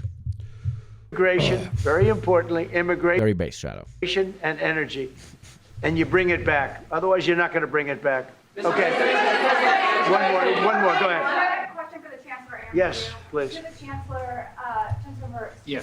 you've called for unity and joint force in this moment against Iran. What does that look like to you? And then, Mr. President, where is getting a deal with Russia and Ukraine on your priority list right now? Okay, where you going? So as I said in Germany the last 2 days, we are supporting the United States and Israel to get rid of this terrible terrorist regime. And we are looking forward to a day after, and we have to talk about the strategy. What is following after this regime is away, and we have to strategize on this entire region. And we are having a high interest in common approach and common work and what we can do. And this is important not just for the Americans. This is extremely important for Europe and extremely important for Israel and their security. So we are really looking forward to find ways how to deal. Yes, America and Israel's security is very important. And in order to make sure that American and through that Israeli security is properly established in the northern globe, they should be allowed to take Greenland, right? Oh, wait, it gets more complicated when it's your sovereignty being impeded. About the day after. And as far as Russia, Ukraine, where is it on my priority list? Very high. We thought that, I thought it was going to be one of the easier ones. I've settled 8 wars. And actually maybe one more than that. But minimum 8 wars, big ones, potential India, Pakistan, big wars, very important, big ones. I thought this was going to be much easier than it is. There's tremendous hatred between President Putin and President Zelensky, tremendous hatred. I've seen a lot of hatred in my life, but I wanted to help them, but the Slavic monkeys, they just fucking hate each other. They're chimping out. I cannot help them. Okay. I thought they were fellow white men, but turns out they're Slavic monkeys. They don't understand anything. I think this is about top scale. I believe it's going to happen. Sometimes I blame one, sometimes I blame the other. I think it's going to happen, but it's high on my list. Not in that it affects the United States so much, because it's very far away, but last week... It's as far away as Iran, bro. I'm going to cry, dude. I just see last week and... Oh, yes, chat. Gamba is live. Shadowrunner decided not to Gamba because Shadowrunner is a proud oiler of chat and not just a degenerate gambler. He supports the show because he wants to, not just because he wants to spin the wheel. But on the other hand, I do not have anything bad to say against any degenerate gambler. So when Gamba is live, !Gamba, the only place on Twitch where you can still gamble, where you can still encourage gambling, but in an ethical manner by playing against the worst category of human being, the streamer. !Gamba if you want to see how it works. 5 gift subs or more for the rest of the stream can potentially be doubled by rolling on them. A win-win for everybody. Thank you for your consideration, gamblers. Thank you very much. For the last 4 weeks, actually, 32,000 soldiers died. 32,000. And it's been averaging 25 to 30,000 soldiers a month have been dying in that stupid war. And I'd love to see it end. Can we gamble for last week's subs? Yes, of course we can. Cuphead, can we check the top 3 Oilers of last week? The top 3 Oilers every week, if they choose, you can roll basically for free. It's the worst that there has been since World War II. If you can't get a deal, what will that mean for you? All you can do is do your best, you know. It takes 2 to tango, and they have to get along. They have to be able to talk to each other. They hate each other a lot. That has an impact, you know. It really has an impact. It's bad for both. The saddest is that if the election weren't rigged, my election, that war would have never taken place. And you know what else wouldn't have taken place? Allowing 25 million people to pour through an open border. That wouldn't have taken place. A lot of things would have been different. But the pivot is class, man. But we're doing very well, and I think a big factor in this world. We're doing really well. We're tanking the economy by starting another war. We're selling out to the Zionists. We are not managing to save the European economy from combusting in itself by making it completely energy inefficient. We are basically told to fuck off both by Kyiv and Moscow. We're doing so goddamn well. Sure, they managed to kidnap Maduro, I guess, and it looks like the new government is pivoted to a more pro-American perspective. We still need more time to confirm, but other than that, yeah. The future factor is what we're doing right now with Iran. If we don't stop them, or if we didn't stop them, or if we didn't start, they've been decimated. But if we didn't do what we're doing right now, you would have had a nuclear war, and they would have taken out many countries. Because you know what? They're sick people. They're mentally ill, sick people. They're angry. They're crazy. They're sick. Thank you very much. Thank you very much. I wanted to call them our word. It's so fucking bad, dude. Okay, so top 3 Oilers of last week were I Don't Think So, Anaconda, and Shadowrunner. Okay? If you write ! Okay, small Gamba break. If you write ! Gamba, no, top Oilers, ! Top Oilers, you will see that we reward our top Oilers. And we reward them really fucking hard. And we also scare the living flying fucking shit out of a man called Yugopnik that streams on this platform by allowing them to basically spin the wheel for free. And I Don't Think So, the number 1 Oiler, gets to spin the wheel for 50 gift subs. I repeat, 50 gift subs. So, I don't think so. Are you ready to potentially punish me? Where do you want to put 50 gift subs? Jesus, my heart is going to explode out of my body.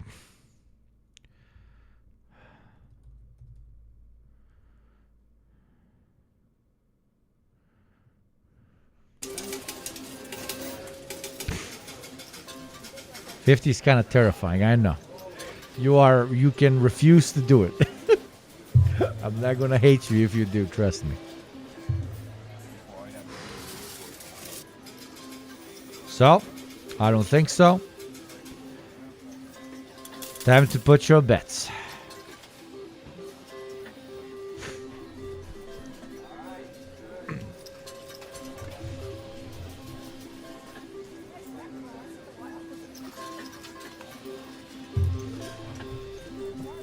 I'm gonna try 2nd and 12 again. So it's all these numbers. I don't think so has entered a casino, and they are putting 50 gift subs on 2nd and 12. I repeat, 50 gift subs. A bonus given to them by the streamer, casino owner himself, as a thank you for being one of the top players, top young executives of the previous week. If I don't think so succeeds in this, all of chat gets 50 subs given to them straight from the pocket of the streamer. The greatest casino on this platform gives you more bonuses than anyone else. And now, ladies, gentlemen, and NBs, we spin in I Don't Think So's honor. 4 black even. Praise Jesus. Praise Jesus. Praise Jesus! Woo!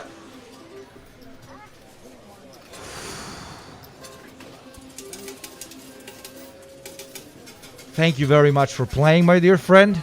Thank you very much for being the top oiler. Just the adrenaline of that experience made it very much worth it. Thank you very much. For the rest of the stream, 5 gift subs and more, and you can have the same experience, my friend. Now we're going back to the news. Thank you for your subscription with Prime, Nullwiz. Thank you very much. God damn it. I don't think so. My first loss. Good times, though. Your first loss? Seriously? Okay, I'm very... So it was even more lucky than I thought it would be. Jesus Christ. Oh. You thought you were going to win, but I said, I don't think so. Okay. Thank you. Thank you guys. You're watching Al Jazeera. We've been bringing you coverage of a press conference that is being held by US President Donald Trump and German Chancellor Friedrich Merz, who was on a visit to the White House. As you can imagine, that press conference dominated by what is going on in Iran, the US and Israeli attacks on Iran. When asked if Israel had forced his hand, Donald Trump said, no, I might have forced Israel's hand. He said, we were having negotiations with these, and he used the word lunatics. And it was my impression that they were going to attack first. He was also very critical of a... Thank you, Wendell Poon, for continuing your sub. That is very kind of you. But I think the actions and the retaliations by, I think, the Iran regime now towards the Gulf against a backdrop of an immense amount of lobbying and effort for Saudi Arabia and other Gulf countries to actually avoid this effort. They stood against this effort. And for them only to be attacked, they have given assurances. Cope, shut the fuck up, okay? Maybe you should have lobbied the Americans harder, because the Americans began this war, which is spilling over into your own sovereign territories, okay? Okay? You did not do well enough. If you did not want rockets hitting Saudi Arabia or Qatar or whichever other Gulf state that has U.S. military bases, you should have argued with the Americans more. Because the Americans and the Israelis are who began this whole fucking scene. The Gulf region's energy assets and energy infrastructure. And why has Iran decided to attack its neighbors in this way? You know, Iran is facing very difficult times. The idea that a lot of people in Iran share is that the aim of the United States is to disintegrate Iran as a country, to balkanize Iran. They want to finish Iran in their minds, at least, and in practice, if they can, so they can dominate the region. That's the ultimate goal of. This is the legend that gave us the American State Department either fucks kids or it bombs them. Netanyahu and Trump. Netanyahu has been able to use American soldiers. What this? زمجر اقترب الوعد بسقوط الشيطان الأكبر والرد محضر وتقرر يا جند الإسلام فهبوا بالموت الأحمر القائد كبر زمجر اقترب الوعد بسقوط الشيطان الأكبر. Fire rises, fire spreads. Oil is easy to combust. And there's one thing in the good old Middle East, there's motherfucking oil. Relations with these countries, the reapproachment was taken seriously by both Saudi Arabia and Iran. They have been working to improve relations. The hope that the Iranian officials have is some level of understanding that their neighbor is going through difficult times, and they need to use the power that they have, which is less than United States and Israel, to create cost to the United States and Israel. And they are hitting U.S. bases, legitimate targets. They're hitting hotels that house U.S. personnel, soldiers, legitimate targets.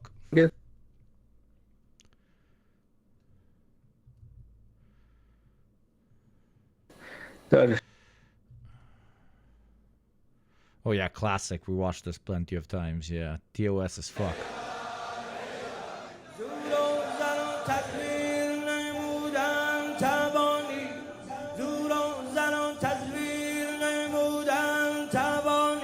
Iranian clubs go crazy, bro. Iranian clubs go crazy, bro. Hitting CIA headquarters. The CIA headquarters may be in office areas, not in bases, legitimate military targets. And I don't think Iran wants to damage the Saudi infrastructure. I haven't seen. Chat, what the fuck? Confirmed. Reza Pahlavi for CPAC USA 2026, March 25th to 28th in Grapevine, Texas. The single largest nose will be coming to Texas because it's our largest state, the only one that can. They need to improve the the arenas where they do CPAC, dude. Love how they photoshopped the nose also. They widen it up as well. Anybody suggesting they demelanined him. That here, it could be the Israelis that are interested in that. The hope is that this war finishes. Iran didn't want to have this war, and Iran appreciates the efforts of the neighbors, especially the Omanis, Qataris, that worked very hard to avoid this. And hopefully, United States realizes this was a big mistake and they could finish it because they started it. Abdulaziz, I see that you want to react. I'll let you jump in just a minute. Let me go first to Badr. Badr, you heard what Fuad was saying. They're saying that Iran wants to have neighborly relations with these countries in the Gulf. I want to ask you your reaction to that. And also I want to ask you, from your vantage point, are we in a new escalation phase now when it comes to Iran and Gulf countries, especially in light of Iran targeting energy infrastructure across the region? Mohammed, let me start by offering my condolences on the many lost lives and injured persons, that we hope them safe recovery across the region and all countries impacted. This is an illegal U.S.-Israeli war that shouldn't have happened. There was room for mediation and we were coming close to it thanks to Gulf mediators in the process. But let me also stress that this, as it is an illegal U.S.-Israeli attack, it's also an illegal Iranian attack on Gulf cities across the board. Gulf cities and states that have tried very hard to avert war and to help our neighbors in Iran to overcome this obstacle. To try to confuse our cards and to say that this is intertwined with U.S. interests is a misnomer. These are sovereign territories of the Gulf states. We have been very clear on our positions that their airspaces will not be used, nor will the bases be used. And hence, you saw the armada that came in from the US because of that. And that also strained some US relationships in the process, yet it was not taken into account.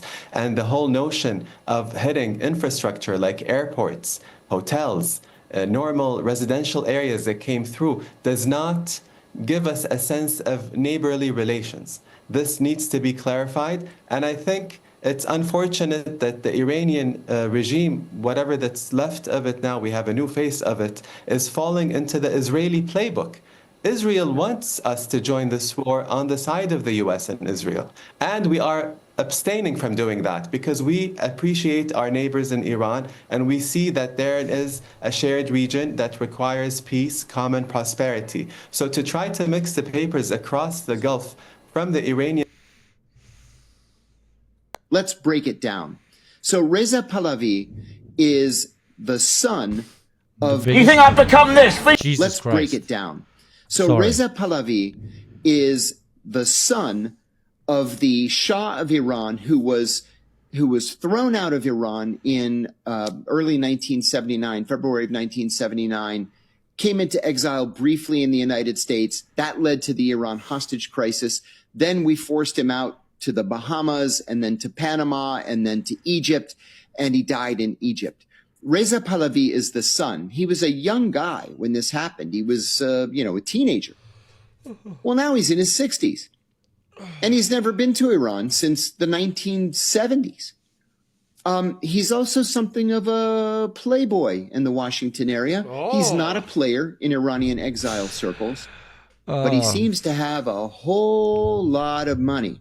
Well, over the last couple of weeks, several things have happened. Number one, the Israeli government spilled the beans, and they admitted that they have been financing him. So is he a Mossad asset? You bet he's a Mossad asset. Mossad is saying it. Number two, he doesn't know anything about contemporary Iran.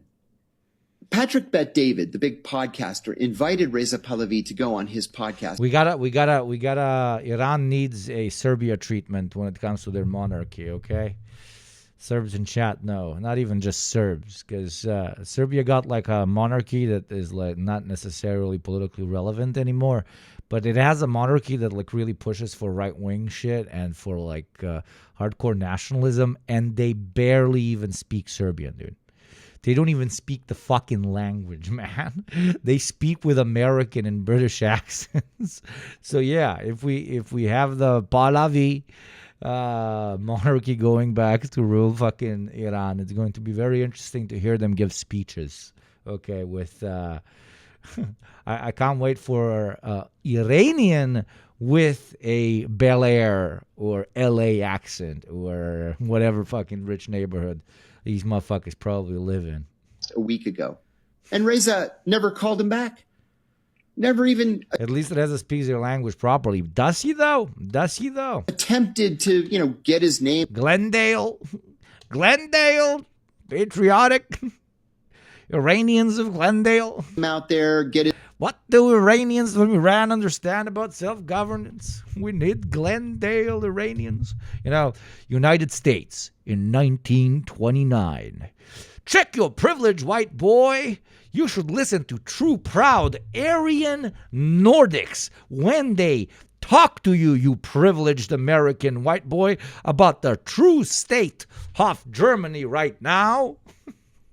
What do you know about the Judo-Bolshevik problem overtaking our proud German brothers and sisters? You're out here saying that no, the Nazi government should not come into power, even though proud Aryan POC voices are telling you. Okay? Diasporoid Germans are telling you, no. The Nazis are very passado, actually. Ironically, America in 1920, if Americans had Twitter in 1929. His picture out there, talk about his view of a future Iran. He's not interested. Thank you, Trick the Rogue, for paying your taxes in a third world way. Thank you very much, my friend. Donald Trump has been pressured by people on the neoconservative right to welcome Reza Pahlavi into the Oval Office.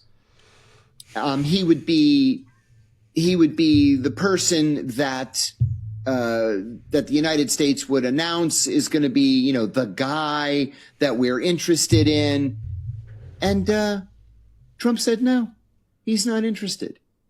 I'm going to give you my own admittedly biased view. My own view is Reza Pahlavi is a joke. He's a caricature, a cartoon character. He lives in a mansion all by himself in Potomac, Maryland. Nobody pays any attention to him except Maryland, these bro. really rich Iranian exiles, most of whom are in Beverly Hills. The only people who really, really want him to be the leader of Iran are the Israelis. I'll add one other thing. As I said, and the monarchist Iranian diaspora. Oh no, wait, those two are the same. Yeah, my bad. the guy is a non-entity in Washington. He's a non-entity even in Iranian exile politics. But the Washington Post, which is owned by Jeff Bezos and is the mouthpiece of the 1% of the 1%, ran an op-ed last week that Reza Pahlavi wrote. And he said that he wanted to go back to Iran to usher in a period of democracy. Like, what do you know about democracy? Your father was a fascist dictator who slaughtered his own people and who stole billions upon billions of dollars from the nation's treasury. So you think it should be you who goes back to Iran after 50 years and brings in a period of democracy? Come on, I'm insulted by that. So Bezos, typical Albanian moment. You just Kyriakou just hates Bezos because Bezos is Albanian and Kyriakou is Greek. It is ancient tribal hatred that they transport to the American territory from their homelands, If you want to see something really funny, Google unuk Momčila Đujića. Brate, pa šta mi radiš sad ovdje? Ima unuk Momčila Đujića.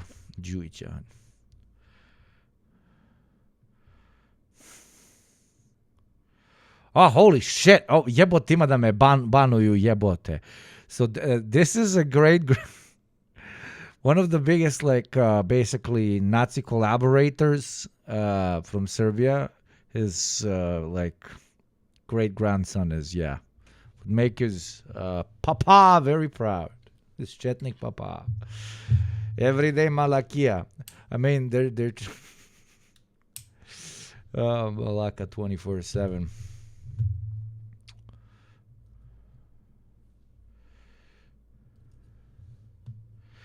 Poland will not be passive on nuclear security.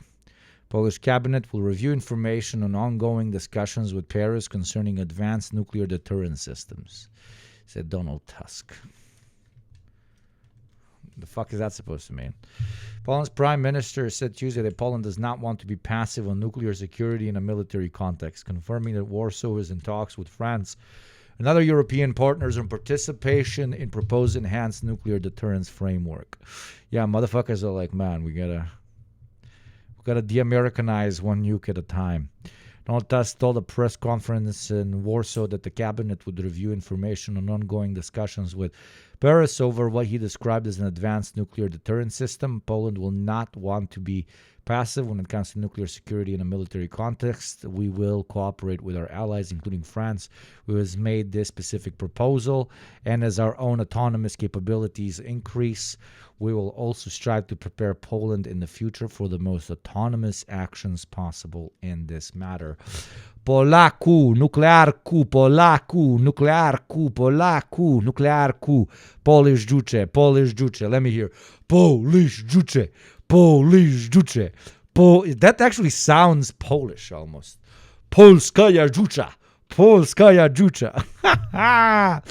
Let's fucking know, man. The last thing you hear before you get permanently burned to the molecular level is kurwa.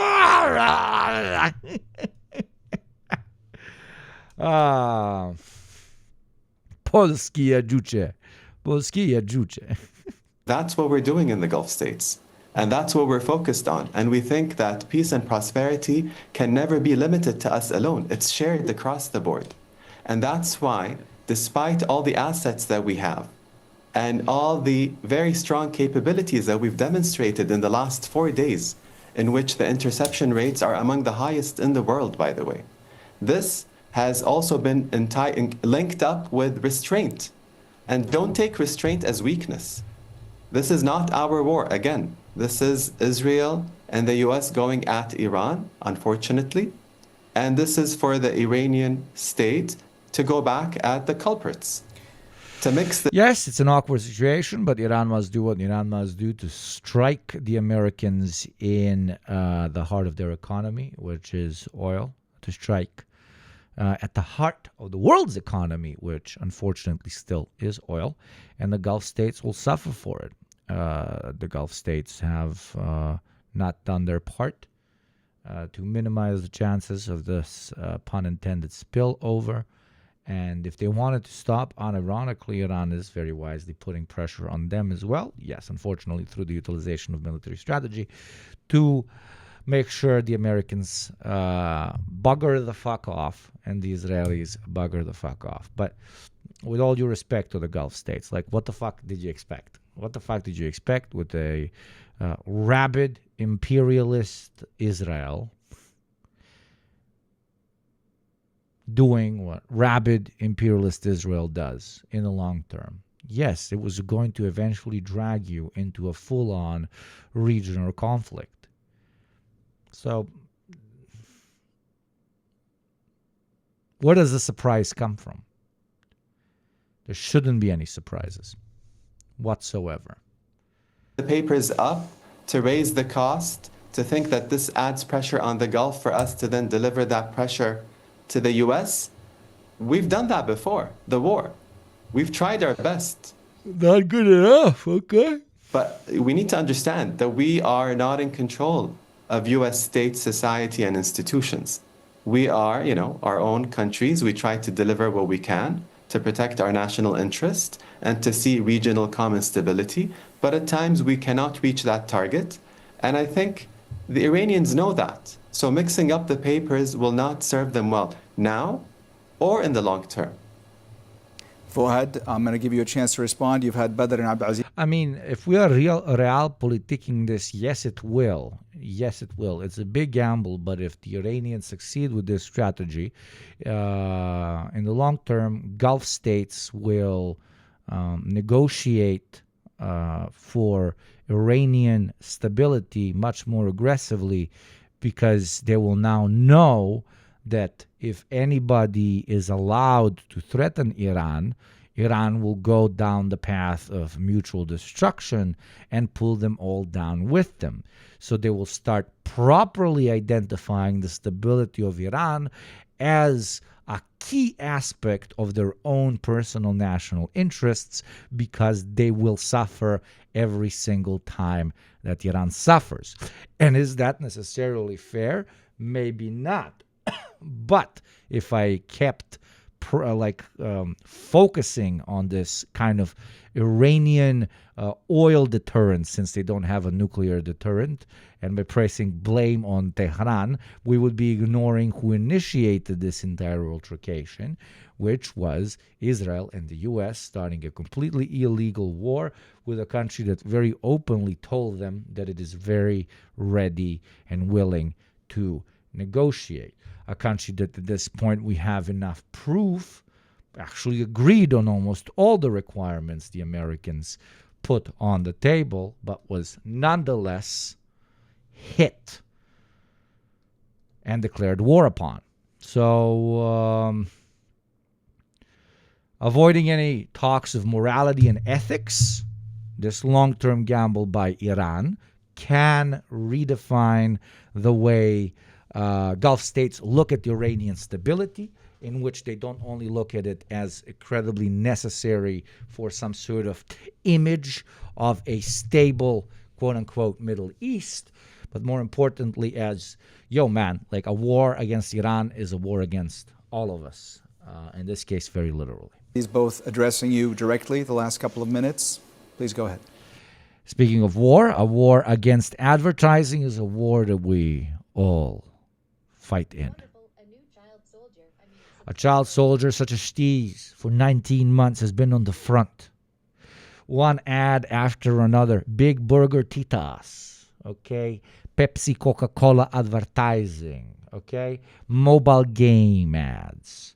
Steez has stood the test of time, and I call upon all other chatters now during this second hour grift shill period to subscribe themselves, to join this great and holy of wars on this terra of ours against advertising, against sponsors, against influenced political analysis of this lovely platform. Subscribe, my brothers, sisters, and NBs. Lift yourself up from the tide of basic grift into true, independent, anti-imperialist coverage. Become an investor in crazy Marxist guy from Balkans and Ski Mask, because that is the future of Twitch, that is the future of media, and that is the future of anti-advertising guerrilla warfare. And the top 3 Oilers at the end of every week get to do some funny stuff by gambling. Thank you, Anonymous, for the 5. Thank you, Trick the Rogue, for the 5. And thank you, Steez, very much. Everybody else, you know what you need to do. You go be like Pravoslavny Jihad. That's such an old school reference, bro. Says Orthodox Jihad. Oh, man, the OG days of the Donetsk war were fucking something else, man. Donald Trump says Iran no longer has air protection or detection facilities. He also said that there's been a strike on Iran's new leadership. Make me smile in dark times, Hugo. That's what I'm here for. A little bit of education and a lot of smiles, hopefully. They have no Navy. It's been knocked out. They have no Air Force. It's been knocked out. Your viewers most from the Balkans? No, but we're one of the most international political shows on the platform. But no. Far from it. There's not enough of us. Thank you, Top G. Thank you very much, baby. Don't have a job, otherwise I would. No worries. If you cannot afford to, please do not. Hell, the best thing you can do if you cannot afford a sub is to scream in chat at people that haven't paid their taxes to gift you a sub. That's, I don't care how you get the sub. All I care about is that you get the sub. If you know what I mean, you know what I mean, baby. They have no air detection. That's been knocked out. Their radar has been knocked out.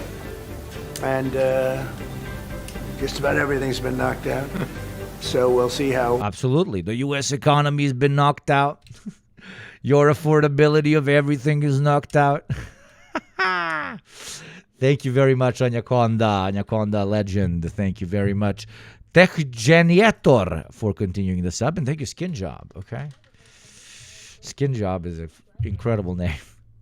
We do, but we're slightly uncomfortable, but nice.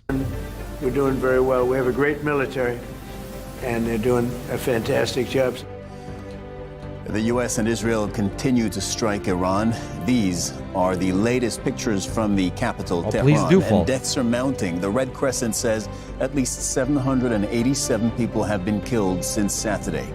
Earlier on Tuesday, the fucking terrorists, man. Building of Iran's Assembly of Experts was hit in Qom. Now that's the body that chooses the new supreme leader.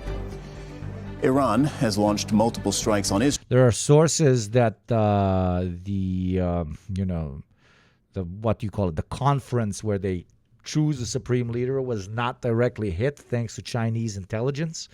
We're not sure yet.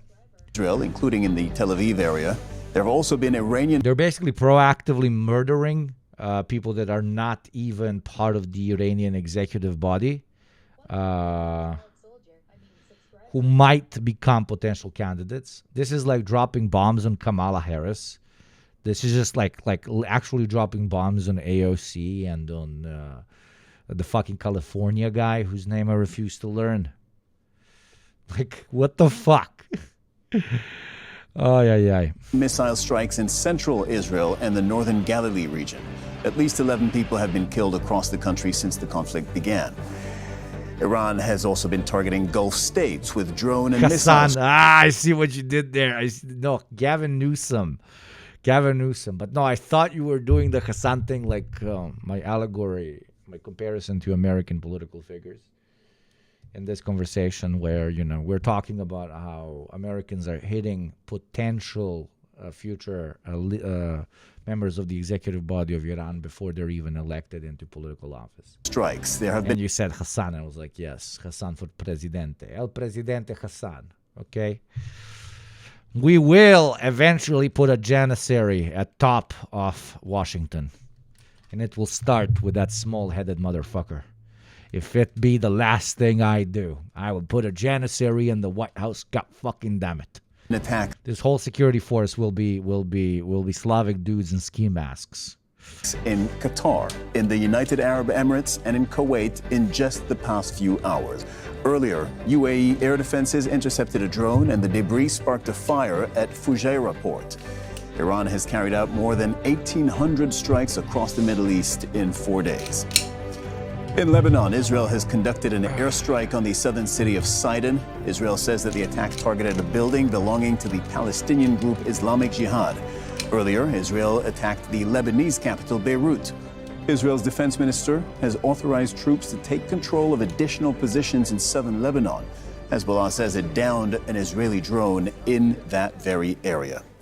But we're following developments in Tehran, in Qatar's capital, Doha, in Beirut, in Ramallah, that's in the occupied West Bank, and in Washington, Holy D.C. shit, that's a lot of Mohammed talking Vala heads. is in the Iranian capital, and we'll go to him shortly. First, I gotta go hydrate. Let me hydrate before they start talking.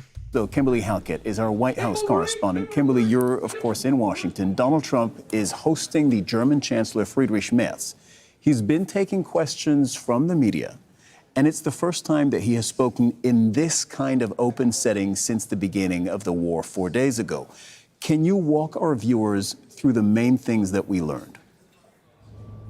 Yeah, this was significant. The U.S. president having a bilateral meeting with the German chancellor in the Oval Office. And you're right. This is the first time that reporters have had the opportunity to question the president, who has been throughout the last 72 hours giving various different arguments for why the United States, combined with Israel, has attacked Iran.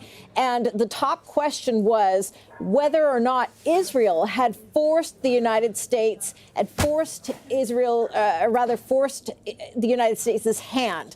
And the reason this question is being asked is because Secretary of State Marco Rubio on Monday said that the U.S. took a military preemptive action to avoid Iran retaliation after the U.S. anticipated Israel was going to strike Iran. But that's not what Donald Trump just said in the Oval Office. Instead, he said that the United States believed that Iran was within 1 month of a nuclear weapon. And as a result, he said that he believed they were getting ready to attack Israel. That's why he says the United States attacked first, and he now says that they are being decimated. So this is going to have tremendous play in the United States because, again, the U.S. president does not have the power to declare war unless there is a threat to the United States. The U.S. president has not offered any evidence of that, instead saying that he anticipated Israel was going to be hit, and that's why he took military action.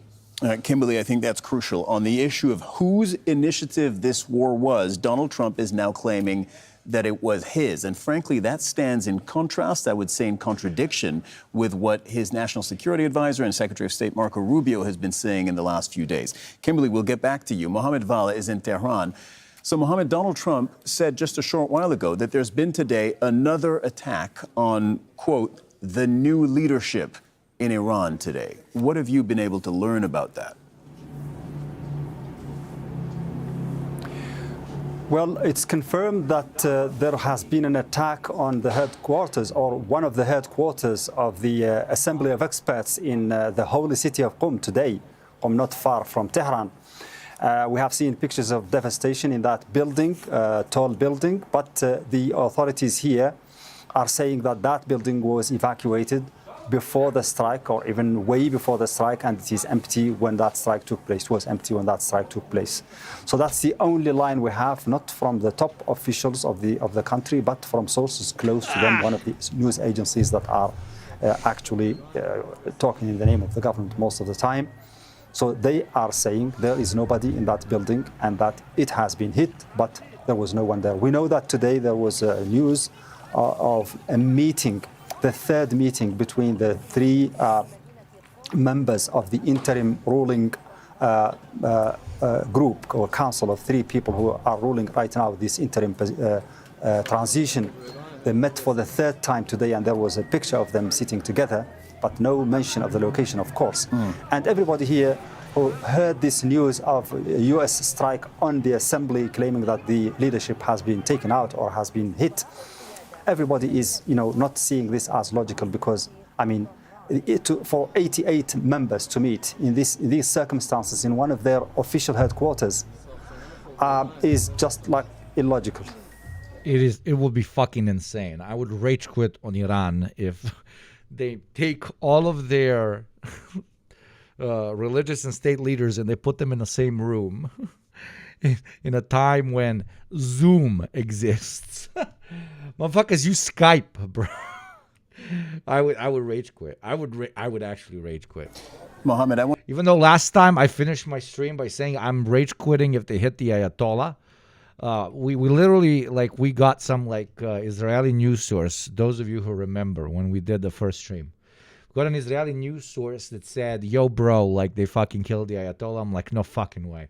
I'm rage quitting if they do. And I low-key rage quit later that evening. I drank 10 beers and I was fucking rage posting on Twitter, against Hezbollah and fucking, the Iranians in general. But I calmed down now. I calmed down. I want to make sure that we're all on the same page here. Donald Trump reported, or said rather, Donald Trump, the U.S. president, said a short while ago at the White House that there had been a new strike on the new leadership of Iran.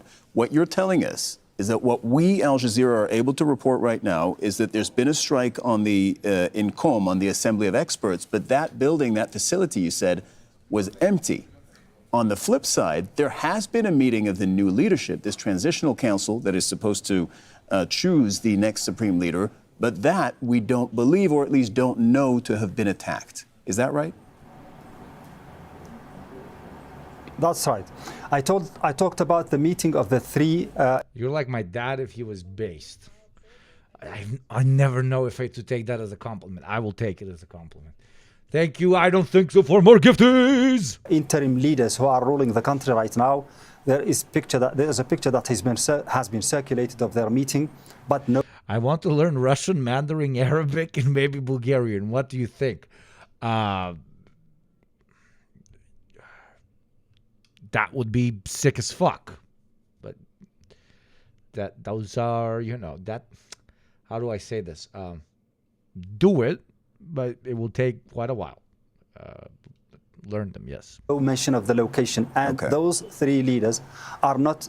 Yes, good luck. It should have been good luck, Are not the ones who are going to elect the new supreme leader. Those are just ruling the country for now, but it is the 88-member Assembly of Experts which is supposed to meet somehow, somewhere, to elect the new leader. Okay, thank you for the correction there, Mohammed Val. Zain Basravi is in Doha. Zain, Iran has continued its attacks on Gulf states. Russian is beyond fucking annoying. Oh, Mekiznak. Oh, here we write oh, but actually read it as ah. And in this another place, we're going to write ah, but you should read it as oh. And here you should read ah as ah, but here you should read it as ah. And yes, we have Padaji, but we only have 4. But actually we have 6, but 4 that you actually use. But the rules we give you for how to use them actually never follow those rules. You need to use them differently. Look, I'm so based, I'm fucking lighting up. God is shining down upon me. What is wrong with this camera? Do you need sunglasses, camera? Here you go. Camera, sunglasses now. Motherfucker fucking lighting me up like this. They aimed for, and how much damage did they do? Fucking, too many angels in my, too many angels in chat. I gotta protect myself, I can't fucking burning the retinas, What we understand is throughout the course of the day, there have been a number of attacks. It began this morning at around 2 a.m. local time here in Doha. The Ministry of... He covered Trump's comments on Spain. Yes, he was very butthurt, and also he mentioned how he might embargo Spain. I will embargo all the hot Latinas. There will be no more hot Latinas. Spain will be isolated from the world. It is me, Donald Trump. I bring expensive eggs, increasing oil prices, complete bankruptcy, and I will take away all the Latinas. No Spanish ham. They call me JD Pondon. Ay. Defense of Qatar confirming that they shot down 2 Iranian Curves, what are they? I don't know her. Ballistic missiles that were headed towards Doha. We also know that there was a port in Oman that was attacked, a drone attack there. The only Latinos allowed in America now are Gusan X. Stop calling them Gusanos or Gusanas. It is Gusan X. Must be respectful to our true Latino brethren.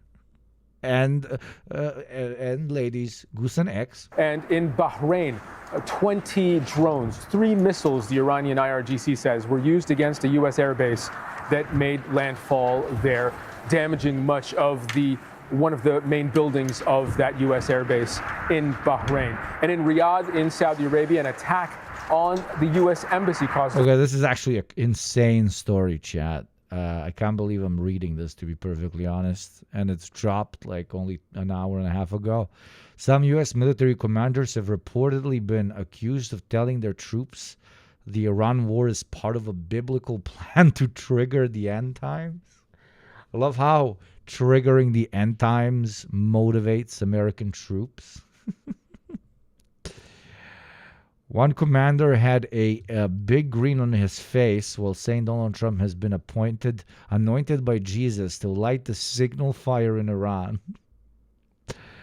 Oh my goodness. This doesn't want to start. For some U.S. military commanders, the emergent war in Iran is part of a biblical plan to bring about the end of the world as we know it. Oh. According to complaints filed by over 100 service members. FML, when life in America sucks so much that your commander tells you, don't worry, you don't have to go back to that shithole because the world's ending after we kill the Ayatollah. But sir, wouldn't this increase oil prices and lead to an ever spiraling destabilization of our capitalist economy? Don't worry about that, son. We are literally ending the world tonight. Oil prices, I don't know her. We're ending the world tonight. Maggot! The American Al-Qaeda dedicates itself to ending the world. The Military Religious Freedom Foundation has received a litany of complaints about religious ideology seeping into military orders since the U.S. and Israel began bombing Iran. Mikey Weinstein, founder and president of MRFF, a nonprofit group established 21 years ago that focuses on ensuring constitutional protections for service members, spoke with HuffPost by phone Tuesday morning and illuminated some details of the complaints, which have come from more than 36 military units situated in at least 30 different military installations. We started getting calls in the wee hours of Saturday morning from people saying their commanders were just jubilant about this and trying to tell people, don't worry, it's all parts of God's plan. God's plan. Thank you, Gabriel. Y'all-Qaeda. Y'all-Qaeda. How fitting, Americans trying to get into heaven by the God. Is there bet on Polymarket on if they claim the Ayatollah was the Antichrist? We have to build a third temple, soldier. Okay, soldier, get in the get in the tank. We're ending the world. You know that like soldier Wojak's pointing at ditch. This one, right? This one. But you know, Ukraine-Russia war, like, get in, soldier! We're defending... No, it's like, get in, soldier! We are defending Moscow from expansion of NATO. Or, get in, soldier! We are protecting democracy from Russian imperialism, right? Whatever the particular soldier believes in. Meanwhile, American moment... Yeah, brother, get in, soldier! We're ending the world, brother! Yeah! Get in, maggot! We're ending the world! I'm sorry for screaming so much, but it's just...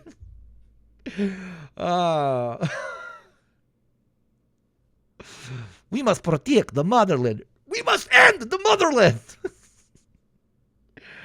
La la la la. Oh, pičku materinu. Where is it? Where did it go? Blood for the blood god, soldier! Get in, maggot!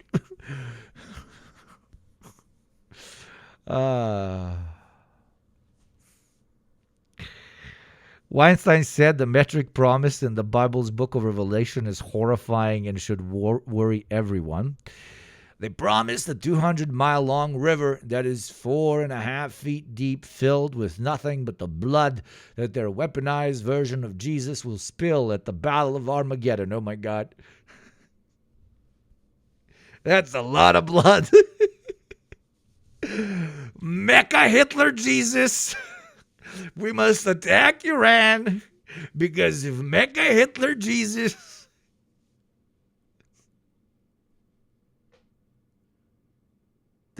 I don't know if I hate or if I love the fact that this is a true story. Because it is a true story because over 100 soldiers reported it. Oh my God. Oh, yeah, but the pasta, yeah. So what I'm hearing is people impersonating Jesus have the opportunity to become warlords. Well, I better finish Resident Evil before the world ends. Dude, when I have a gaming stream on Friday, should I get the new Resident Evil game? And I haven't had a gaming stream in forever. Let's hit 3,620 subs today, and I do a gaming stream on Friday. We are at 2 hours, 30 minutes anyways. This is my pitch to you, chat. We hit 3,630, and we do a gaming stream on Friday. Resident Evil. I kill some zombies. Put your money where your mouth is. Let's go.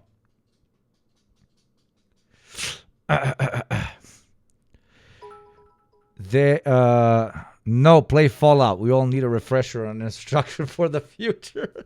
But apparently that's not the apocalypse that is starting, bro. Apparently it's Mecca Hitler Jesus. You guys don't want gaming? You don't want gaming? You don't want gaming? You don't want gaming? Do you not want gaming? Okay, that's fine. You don't receive gaming. You don't receive gaming. You don't want gaming? No gaming? No gaming? No gaming? Gaming on a gaming website? I don't know. No gaming? Gaming, no. No gaming. Do a gaming stream. Also, you shouldn't just restrict yourself to new games. Retro gaming. Oh, I played all games as well.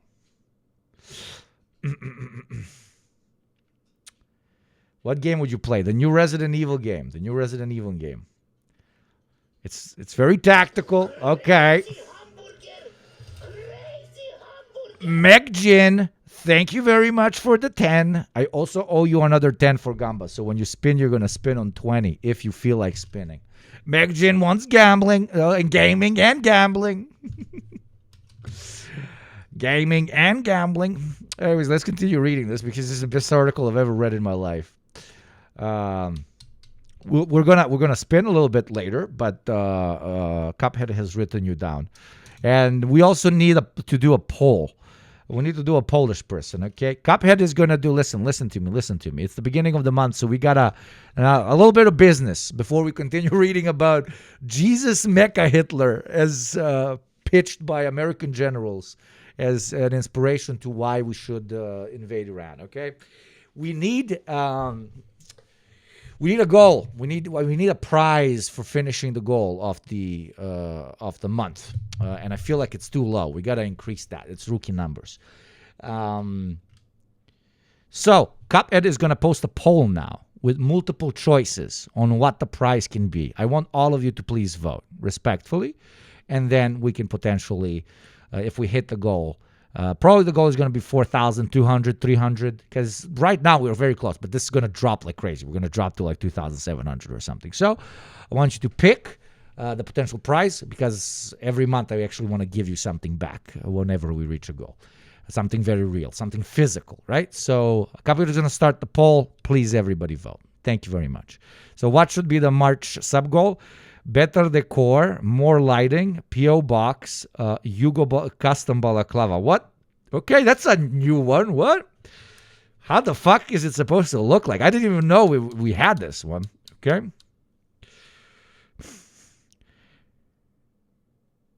And is there, where's the gamba?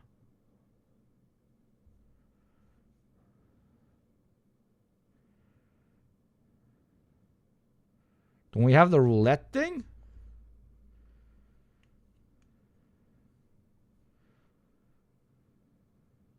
A real mini roulette table. It's not showing.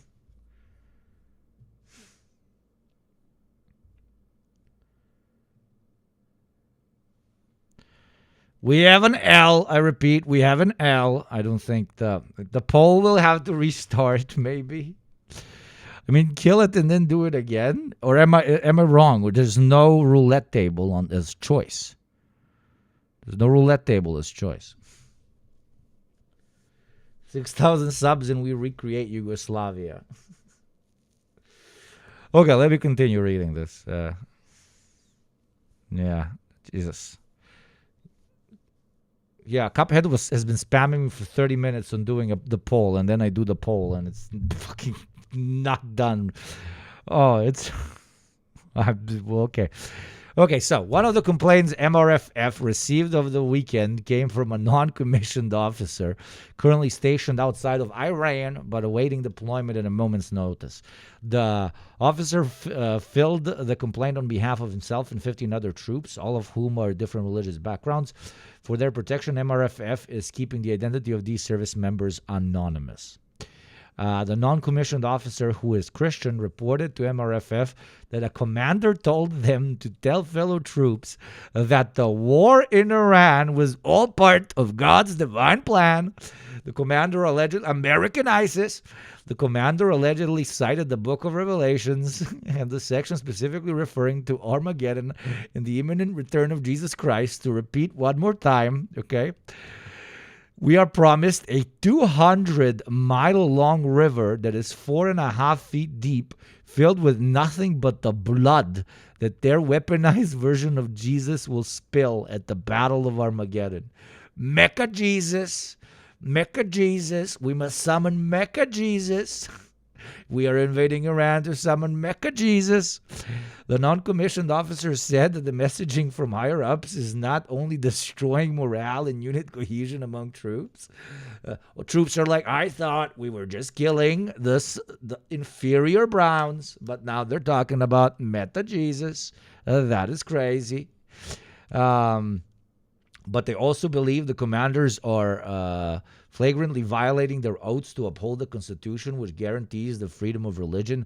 According to woke soldiers, don't even let me summon Mecca Jesus.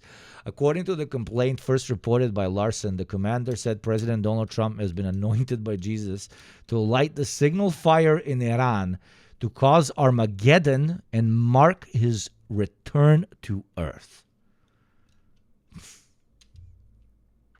Where will you be when the trumpet sound, soldier? Neon Genesis Evangelion was cooler than this. Mecha Jesus or Jesus piloting a Gundam. Oh my God. Gundam Jesus. I'm sorry, Lord. Oh, Lord. Oh, Lord. Ay, ay, ay. Have you ever seen Doctor Strangelove? Yes, my friend. Ay, ay, ay.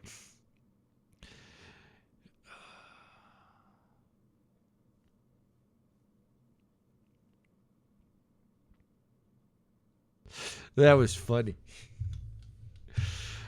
That was funny. Ay, ay, ay, ay, ay, ay, ay, ay. We'll redo the poll. We will have to redo the poll. We are redoing the Polish people. So the previous poll does not count. We're redoing the poll. So according to the complaint, the commander had a big grin on his face when he said all of this, which made the message seem even more crazy. Can you imagine the scene?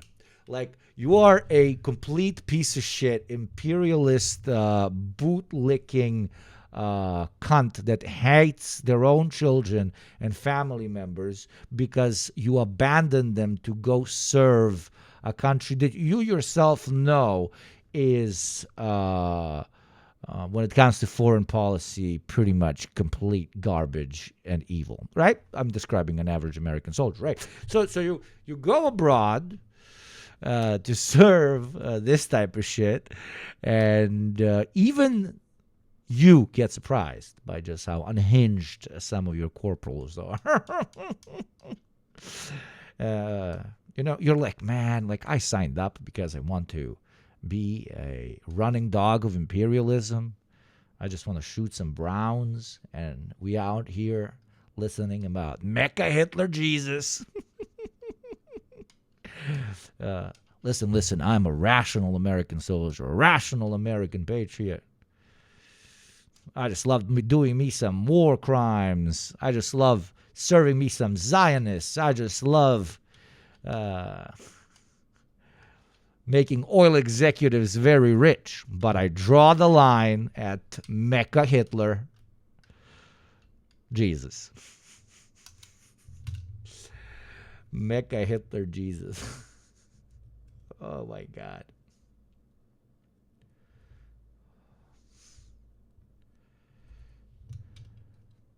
Those poor Iranian missiles heading towards Egypt, they're going to get stuck in Cairo traffic.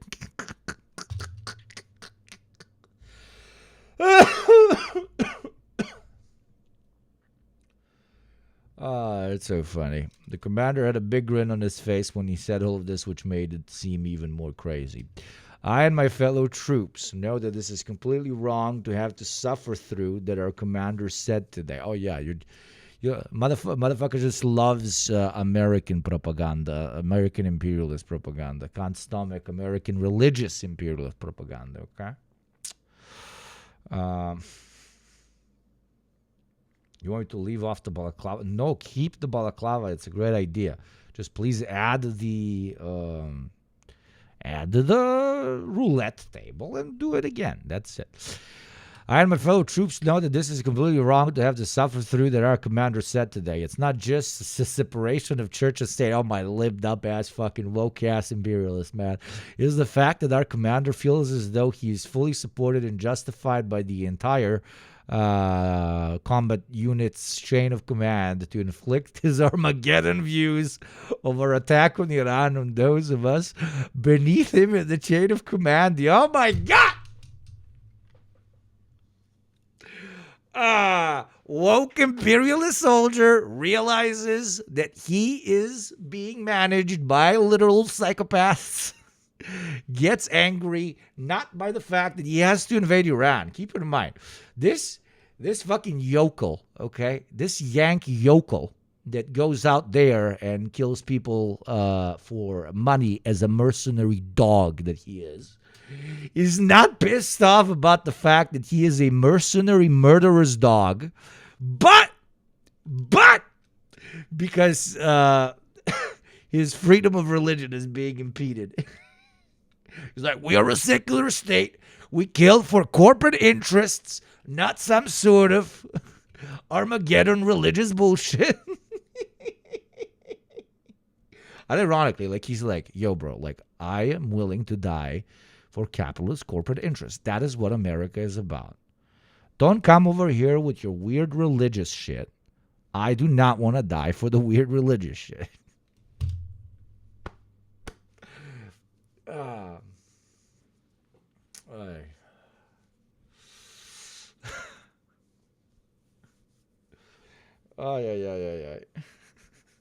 We kill for numbers on the screen, not for a god. What are we, barbarians? That's literally what he's saying. You didn't expect me to do this pivot on this article, right? You expected me just to like be on the side of the soldiers and be like, it was very funny. Well, I'm not, because like I don't see much of a difference between somebody coming and telling you are gonna go fight and potentially die defending American freedom and its way of life through foreign intervention. I don't see that as less or more insane than your commander telling you we must invade this country because that is how we summon Mecca Jesus, murder bot 7 million. That, to me, as a non-American, those two are borderline same levels of fucking lobotomy. Okay? So when I hear this, I'm just basically looking at two insane people talking to each other. One is like, I'm going to go fight and die for America. And the other one is like, I'm going to go fight and die for Mecca, Hitler, Jesus. Like those, I don't see a difference between those two guys. Like, seriously. Like, I look at those two guys, I'm like, oh, what's up, twin? Oh, fucking hell. Anyways, 2 hours, 30 minutes. Reminder to subscribe. 5 gift subs and more later when we Gamba get to spin the wheel of fortune and summon Mecca gift sub Jesus bot murderer and stuff. Or just subscribe because you want to support the show, because where else can you have conversations about the lack of difference between American classic imperialist propaganda and the new wave crusader American imperialist Mecca Jesus Hitler propaganda? Nowhere else. Okay, nowhere else. Only here. So subscribe. Or otherwise, I'm going to sell out to the Americans, and then you're going to see a stream where I'm like, God damn it. I want to do Mecca Hitler now. Thank you, Barry Balls. Thank you as always, Barry Balls. McGinn, do you want to spin? Do you want to spin real quick? Give me your bet and let me spin those 20s. Let me show what American soldiers miss out on when they don't join the communist cause but instead join America. They miss out on ethical spins, bro. Tell me what you want to put it all on. 20 on red. 20 on red by McGinn. 20 on red by McGinn. And we spin, and we spin, and we spin. 20 on red by McGinn. 20 on red by a big high roller. Big high roller. 20 on red. 20 on red. McGinn wins. McGinn wins. And McGinn wins. The chat goes crazy and says, thank you, McGinn, for gifting 20 of us. Thank you, Meg. Some epic motherfucking big number. Fuck you, McGinn. And thank you, McGinn, of course, because you just shanked me for 80 euros. Thank you very much, McGinn, for that. Shank! So thank you very much. Good job, McGinn. Okay, let's continue. I and my fellow troops know that it is completely wrong to have to suffer through what our commander said today. It's not just separation of church and state. It's the fact that our commander feels as though he is fully supported and justified by the entire combat unit's chain of command to inflict his Armageddon views of our attack on Iran on those of us beneath him in the chain of command. Literally, like, I want to die for corporate interests, not for religious reasons. What are we, a bunch of barbarians? Weinstein said some service members called him on Sunday to report that they were being invited to Bible studies at their commander's personal homes to discuss how this was all part of the plan and it's all being lived out in the book of Revelations in Christian eschatology. Commanders were in a hurry to get subordinates on board, according to complaints received by MRFF. Wait, I got to retweet this shit. Wait, I got to retweet this. If you read the article, it's a bunch of troops losing their shit over commanders saying, "You will die for God," by responding with, "No, I will die for corporation." Corporation. I'm not going to post that. It's kind of a shit tweet, but come on, it reads great. You will die for God. No, I refuse. I only die for El Corporation.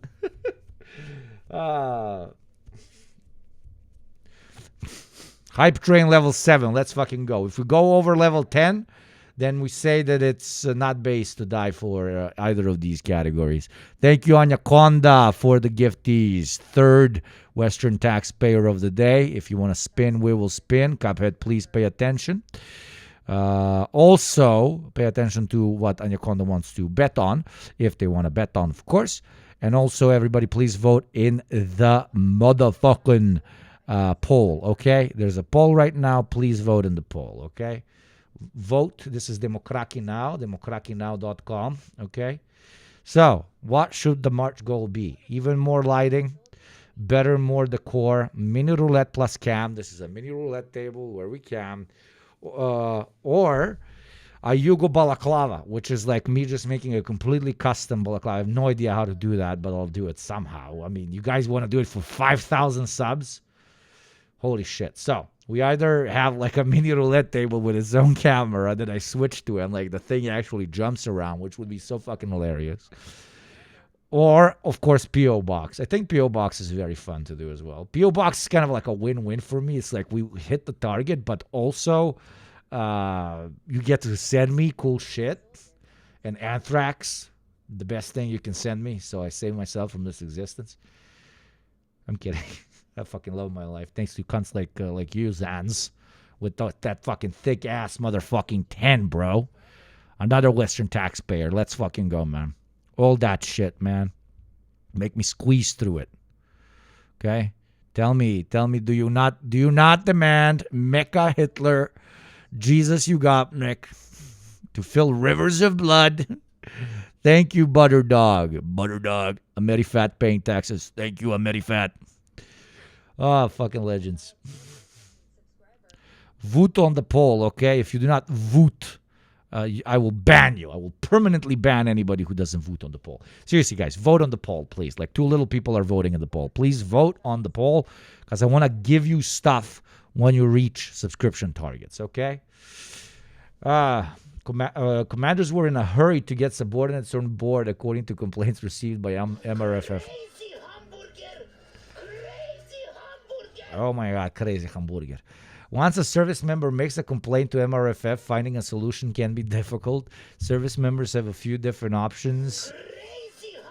Weinstein said if troops are told they lack courage, intelligence, or bravery because of their religious tradition or lack thereof, they can file an inspector general complaint or an ethics complaint within the military.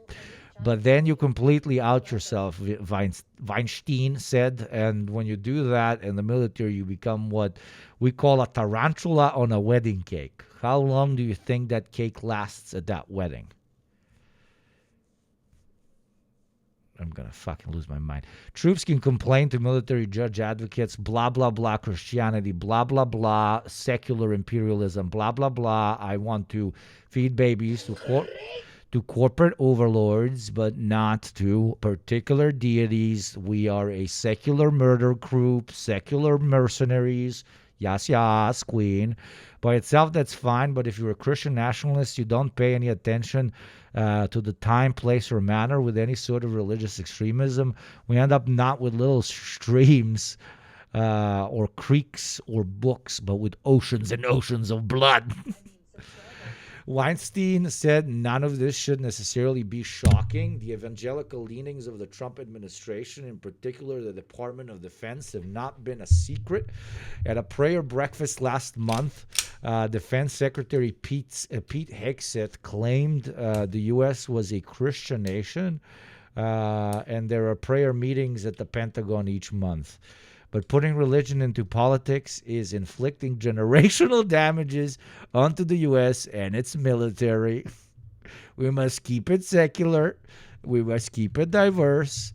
The White House did not. I can't believe I just read a woke imperialist brown shirt article. Like, I can't believe I actually read one.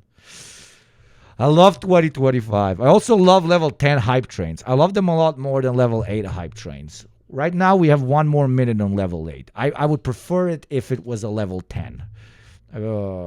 Wait, I should use military propaganda of America.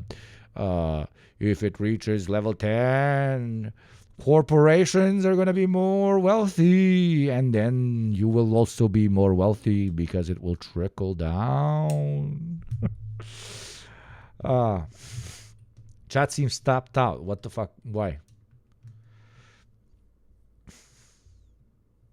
Why? Because of the... Huh? I mean, I don't think they are tapped out. It's been negative. I know, I'm fucking with you. We have a back and forth. Holy shit, Cuphead, it's a back and forth. We're doing a thing where we're like gaslighting chat. Jesus Christ. Anyways, fucking vote. Or Cuphead will make it, what you call it?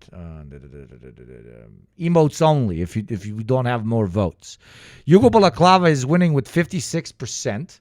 Seriously, you really want me to just have a Yugopnik Balaclava thing? And should I sell it as well? I mean, I could sell it. P.O. Boxes at 13%, third spot. We have Mini Roulette plus Cam at 20%. I was sure that the Mini Roulette would win. But I guess not all of you are that degenerate. And then Better More, the core, nobody gives a fuck, like 8%. And even more lighting at 4%. Nobody gives a shit. Nobody gives a shit. Nobody gives a shit. Motherfuckers coming in with their taxes real strong today, man. You guys get, like, paid or some shit? Like, thank you very much. Thank you very much to RXS. RXS always pays their taxes. It is very nice to see it. Thank you, I Don't Think So, as well, for your taxes. Thank you, Austin, for the Prime, baby. I'm cool with interesting that core, but I also want the P.O. box. I mean, the P.O. box should be relatively simple to open, right? I should open one in America and one in the European Union, and then both of those should, like, then afterwards send it to my personal address so I don't dox myself, right? Do you have ADHD or are you Mike from PA? I am both, and he is me and I am him. But I do not know who this ADHD man is. I do not own him. We do not have those ADHD things in Eastern Europe.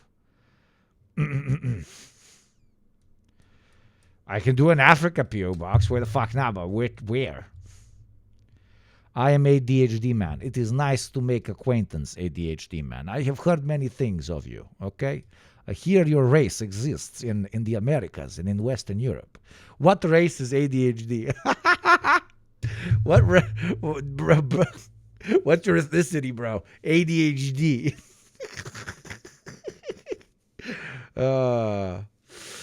97% of level 9 hype train. Let's fucking go, dude.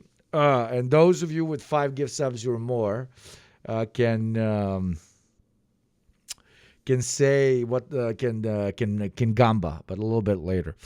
We have a level 9 hype train. Let's go, Austin. Let's go. And the poll is over. Okay, so the people have spoken. That's why democracy is so important, because I would have never guessed that you guys vote this way. Mini Roulette at 21%, second spot. P.O. Box, 12%, third spot. And then it disappeared. Basically, Balaclava won. So I guess I'm going to make a Balaclava. We can, like, if we reach the goal, it's 5,000. Jesus, that's a big fucking goal. Why the fuck is it 5,000? I mean, fuck yeah, 5,000. I don't fucking mind, okay? Manage goal 5,000.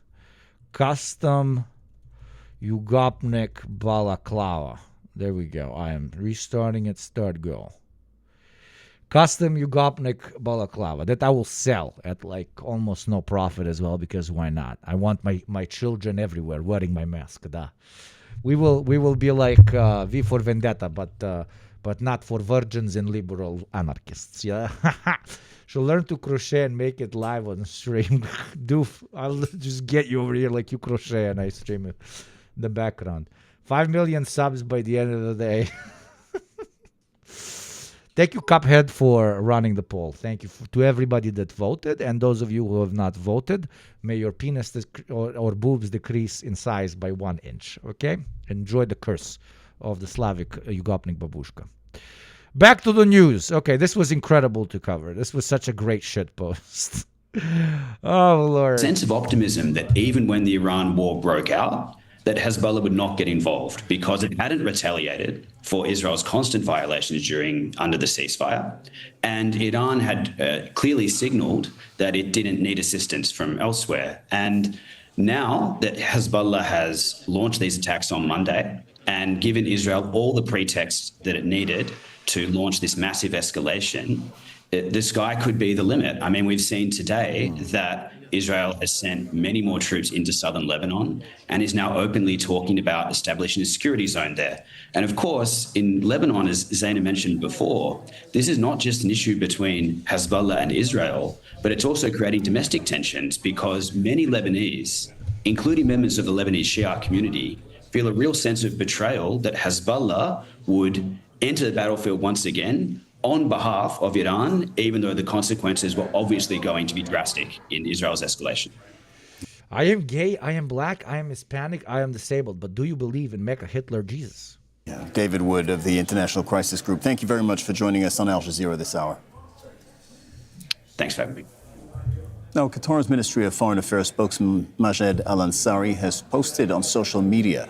He addressed a point that we raised with our guests and correspondents earlier about Gulf states' position, in this case, Qatar's position relative to Iran. He said, quote, Qatar has not been part of the campaign targeting Iran.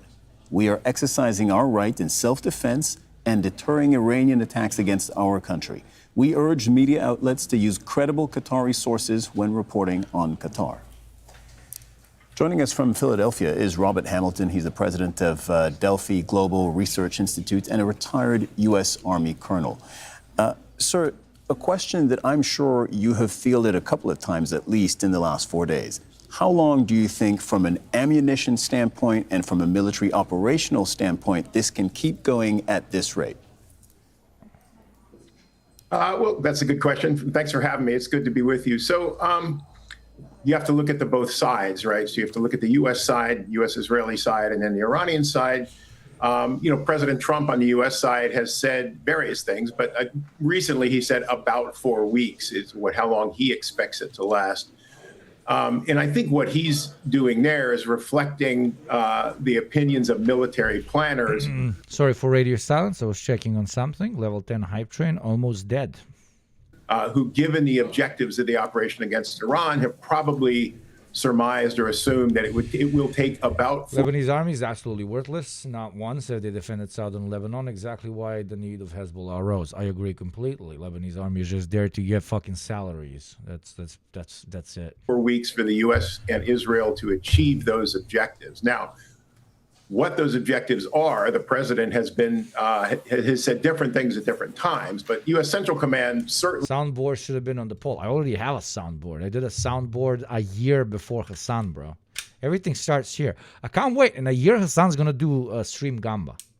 I mean, he's not, because he already makes fucking $17 million a month. So he doesn't have to do Stream Gamba. But he's going to do something similar. Prove it. It's literally here, blah. There you go. It is soundboard, okay? But I need extra stuff so I can connect it, because since I bought this camera, it uses more of my ports. So I need more ports, goddammit.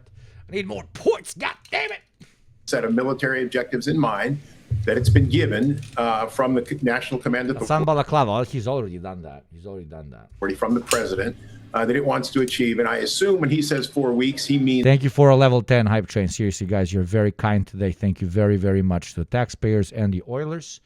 Those of you who have participated in this last hype train and that have not gamba'd yet but want to gamba, please at Cuphead and tell Cuphead how you would like to spin, and we will be spinning very soon. It will take about that long to achieve those objectives. In terms of stockage of weapons and things like that, the U.S. certainly has sufficient stockpiles to achieve its objectives and to fight the way it's fighting now for 4 weeks. If it goes on longer than that, then you have to start to ask yourself, you have to look at what the U.S. is using, what their burn rates or usage rates are per day of different types of weapons, what other contingencies or other operations that the U.S. would have to keep things in reserve for. We have to remember the U.S. is still supplying weapons to Ukraine. These are not new weapons that the Trump administration has asked for, but they're things that we say are still in the pipeline from the Biden administration. In other words, the Biden administration and Congress appropriated tens of billions of dollars for support to Ukraine.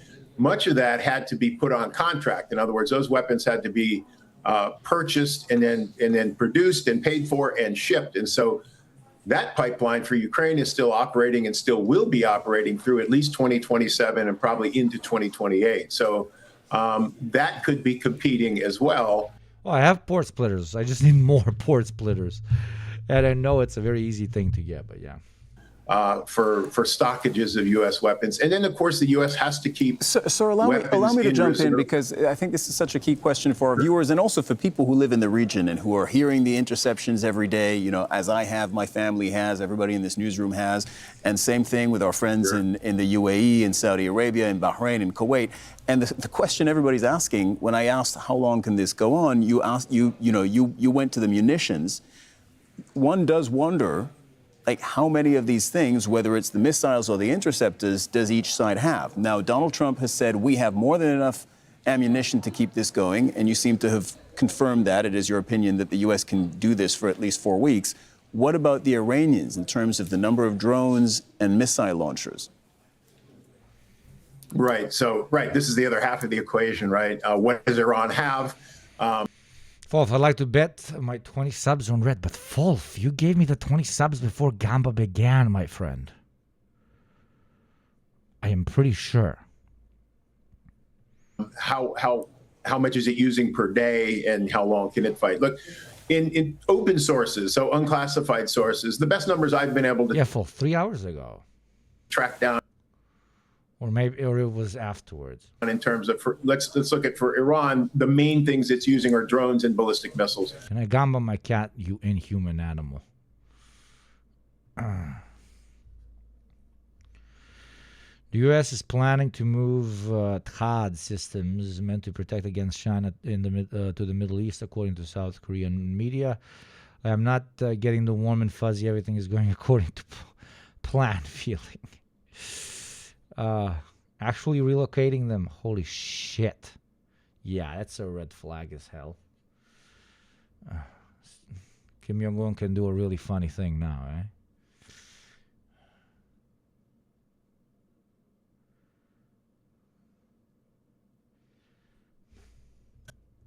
In terms of drones of various types, various capabilities, the numbers I'm seeing are about 80,000 total stockage, and the ability to produce about... Wolf is newcomer. Let him Gamba as a treat. I really want to. I really like Wolf. Wolf is fucking great. Oh.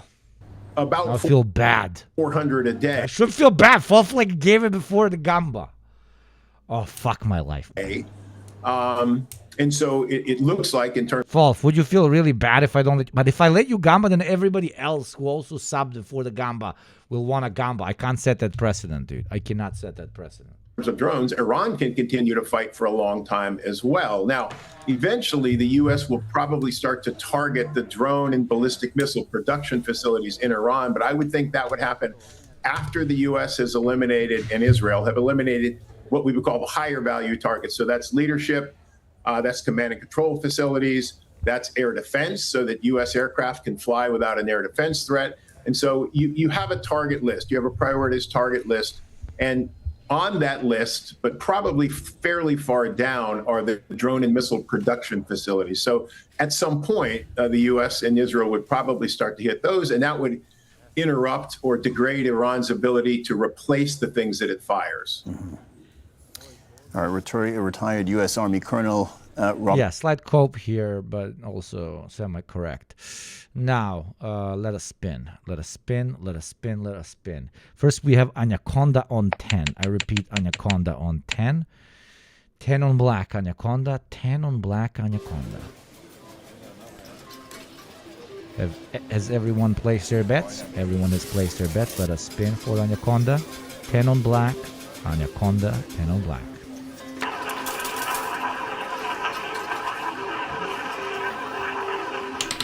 25. Red, odd. Yes. Okay, that felt like this.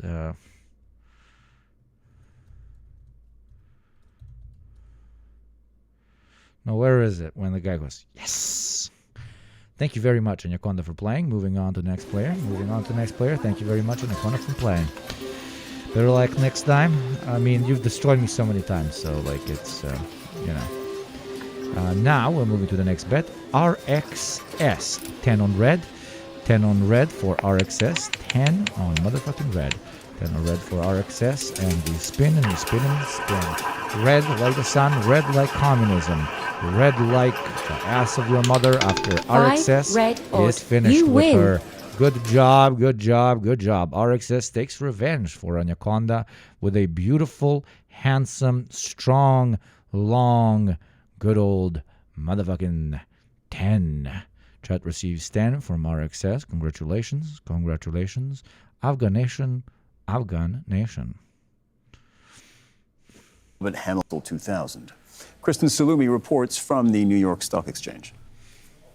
Markets have tumbled since the opening bell amid renewed concerns about the conflict in the Middle East and how long it might last. And we've seen oil prices rising here as well as a result. Now, on Monday, the markets did trend lower before recovering by the end of the day. They had pretty much expected the attack and priced it in. But since Monday, what we've seen happen is the head of the Revolutionary Guard in Iran threatening that any ships through the Strait of Hormuz could be set on fire. We've seen drone attacks in Riyadh. We've seen Hezbollah's attacks on Tel Aviv, all suggesting that this might not wrap up as quickly. Nothing is going according to plan. Political reports that the Trump administration is considering providing military protection to oil and gas tankers traversing the Strait of Hormuz in an attempt to cool energy prices. Unironic, literal. Imagine being an American soldier, being literally one of the dumbest fucking people on the planet, putting your life at risk to protect actual oil tankers. Like, it's dude, what was your job in the military? I literally protected the flow of oil. Like, I was actually security for oil, dude. Daddy, why were you not here when I was born and for the first 3 years of my life? Sorry, daughter. I had to protect executive capital gains. And drive up prices. Also, I love pedophiles and defending them. 404, Phoebe, thank you very much for the 3 months, my friend. 10:30 p.m. in Very Tehran. much. This is Al Jazeera with our extensive coverage of the conflict between the U.S., Israel, and Iran, and I'm Cyril Vanier. U.S. President Donald Trump says that Iran no longer has air protection or detection facilities. He also said that there's been a strike on Iran's new leadership. They have no Navy, it's been knocked out. They have no Air Force, it's been knocked out. They have no air detection, that's been knocked out. Their radar has been knocked out. And just about everything's been knocked out. So we'll see how we do, but we're doing very well. We have a great military, and they're doing a fantastic job. He's like, nobody's worth becoming the new Ayatollah, so I will become the new Ayatollah. That is why I've been tanning a lot. It is known that the people in the Middle East, they have chocolate skin. I must chocolify myself, otherwise they will not accept me as one of their own. After I govern America, I will become the Ayatollah. I have already been sworn in at my local mosque. I am the Ayatollah. Okay. Shia all the way. All Sunnis must die. Ayatollah, Ayatollah, Ayatollah. Wait. Yo, did I say that one right? Do I have to hate the Sunnis or the Shia? I'm not even doing the accent anymore, for fuck's sakes. 9 more subs and we do gaming stream on Friday. Thank you, RT Clarence, for the gift. 9 more and we do gaming stream on Friday. This was clipped, holy hell. I am the Ayatollah. I have a skill, all Sunnis and Shias. I don't know which one. U.S. and Israel continue. Next stream, can we have a short overview of what might be true of the military capability of both sides. It's full-on propaganda from both, and I'm pretty lost. You cannot know. It's going to be fog of war, fog of war, fog of war. You cannot know, my friend. You unfortunately cannot know. Everybody's guessing. Continue to strike Iran. These are the latest pictures from the capital. Deaths are mounting. The Red Crescent says at least 787 people have been killed in Iran since Saturday. Ayatollah is a Mexican drink. This is disrespectful to the Ayatollah. What do you mean you want to drink the Ayatollah? The Ayatollah is a married man. You cannot just drink him whenever you want. Earlier on Tuesday, the building of Iran's Assembly of Experts was hit. That was in Qom. This is the body that chooses the new supreme leader. Iran has launched multiple strikes on Israel, including in the Tel Aviv area. There have also been Iranian missile strikes in central Israel and in the northern Galilee region. At least 11 people have been killed across Israel since the conflict began. And Iran is also targeting Gulf states with drone and missile strikes. There have been attacks in Qatar, in the United Arab Emirates, and in Kuwait today. Earlier, UAE air defenses intercepted a drone, and the debris sparked a fire at Fujairah port. Iran has carried out more than 1,800 strikes across the Middle East in 4 days. In Lebanon now, Israel has conducted an airstrike on the southern city of Sidon. Israel saying that the attack targeted a building belonging to the Palestinian group Islamic Jihad. Earlier, Israel attacked the Lebanese capital, Beirut. Israel's defense minister has authorized troops to take control of additional positions in southern Lebanon. Hezbollah says that it downed an Israeli drone in that area. We're following developments from Tehran, from Qatar's capital, Doha. We're also in Beirut, in Ramallah, that's in the occupied West Bank, and of course in Washington, D.C. And that's where we're going to begin. Kimberly Halkett is our White House correspondent. Kimberly, a little more than an hour ago, Donald Trump addressed the media in a way that he simply hasn't done since the war began, because what he had put out there were recorded videos, 2 of them, and he had given several interviews, but he hadn't addressed the media in an open setting, and he took all sorts of questions. This is as he was welcoming the German Chancellor Friedrich Merz to the White House.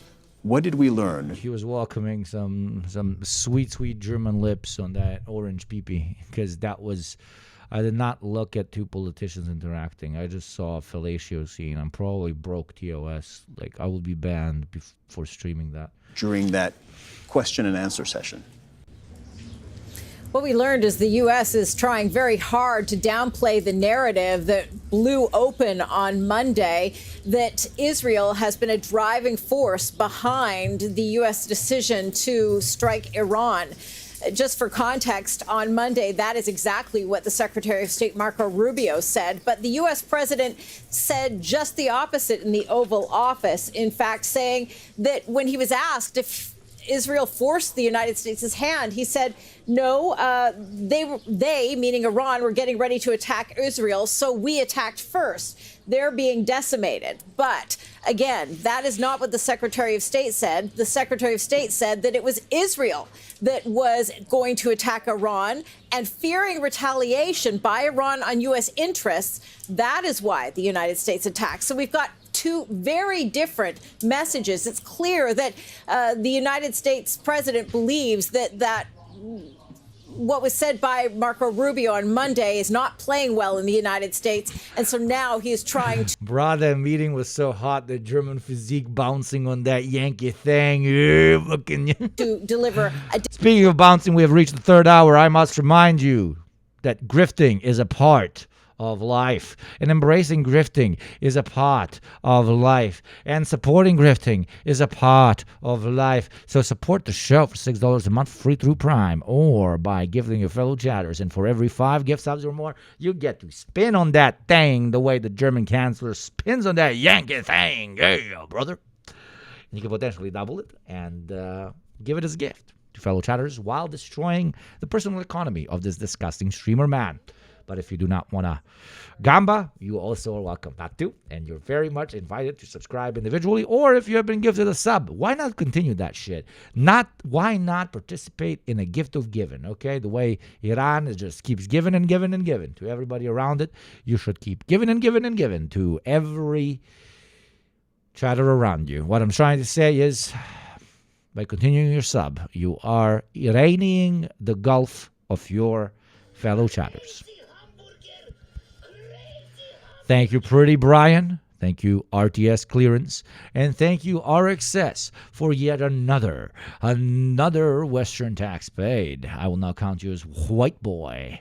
Thank you very much. And consider if you want a gamba. And in a kappa, we will gamba. Now, let's keep talking about how the Germans ride on that American thing. Different version of that message. All right, Mohammed Val is in the Iranian capital, Tehran. Mohammed, what are Iranian authorities? We started addressing this. For those of you who have missed it, basically it's the Kraut sitting next to the Yank, and the Kraut looks the Yank straight in the eye and says, hey, Yank, that literally started a new war. You're actually based, and I hope the war finishes really quickly because all our economies are going to fucking combust. So please, bomb harder, okay? We must kill the Muslim infidels harder in order to establish our proud Templar union over the entire world. That was basically the entirety of the interview, okay? And then, but like he didn't say all of that. Instead, he said, "Quack, quack, quack, quack, quack." Hold on. The French president, Mohammed, I'm going to have to interrupt that. The French president, Emmanuel Macron, is now speaking live, addressing the situation in the Middle East. His address. To the reputation of France, given the ongoing situation. We have defense agreements with Qatar and Kuwait, the UAE. And the UAE has been targeted in a very special manner, and we stand by them and show our solidarity. We have also agreements with Jordan, with Iraq, and also our Kurdish allies. We have worked very fast. Oh, you just remembered your Kurdish allies now, eh? In order to intercept the different drones, in order to also help our allies who are relying on us. There are also Rafales, aircrafts, and also radars that have been spread during the last hours. And we will continue to do so as much as needed. Cyprus, which is also an EU member, and we have signed a strategic agreement with Cyprus.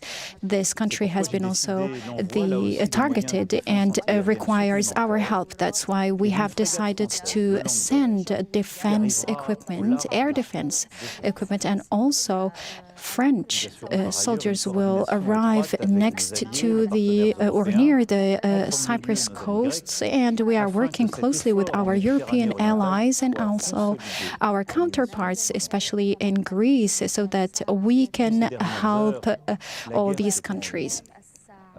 Over the last few hours, we have also continued to Okay, you know what this looked like? Yo, you're European fucking homosexuals. More money and more European bodies. I don't have enough money or European bodies.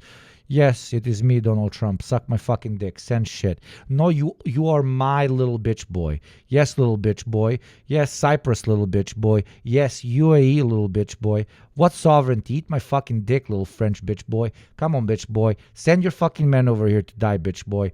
Thank you, bitch boy. Good bitch boy. Very good bitch boy. Great, great. Say hello to that fucking pedophile wife of yours. Okay, bitch boy. Bye.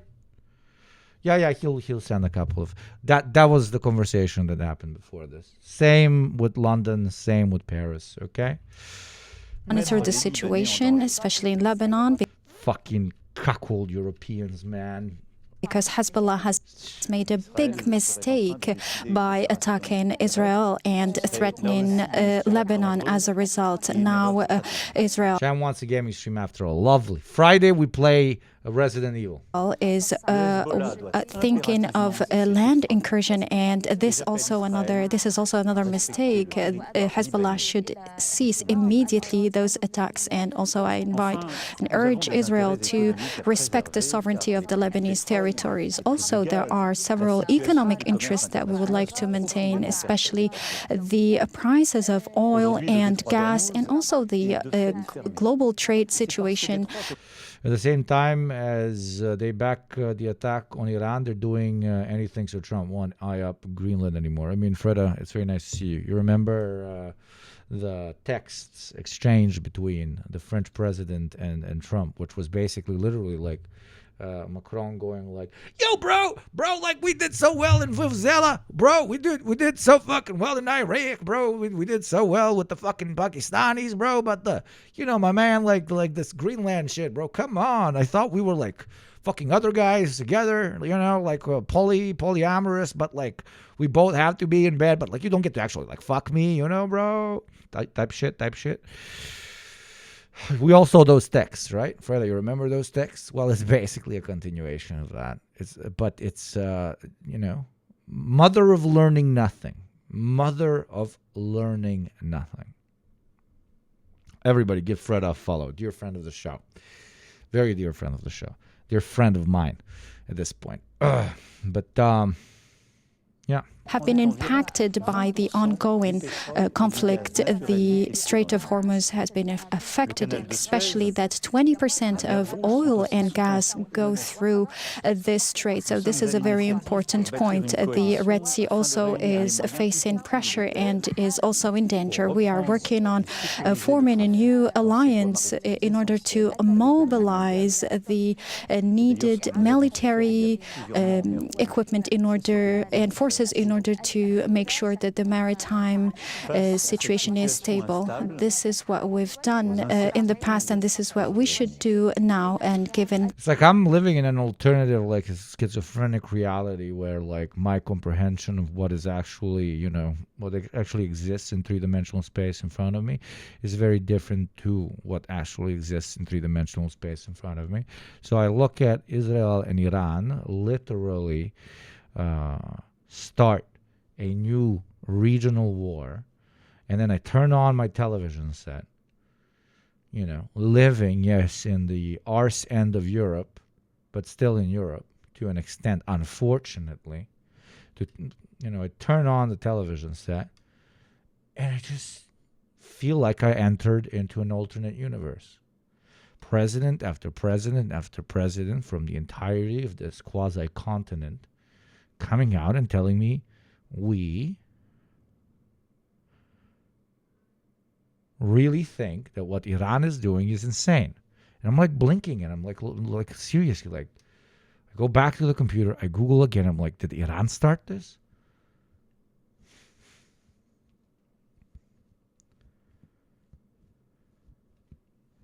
And I see it didn't. And then I turn on the television set again, and they're looking me straight in the eye. And they're saying this shit. But this contradiction cannot exist in the era of the internet, my friend.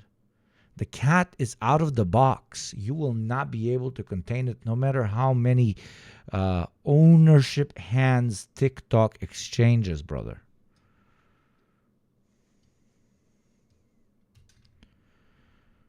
So this is an old approach. It no longer works, man. It no longer works. And when the treats run out,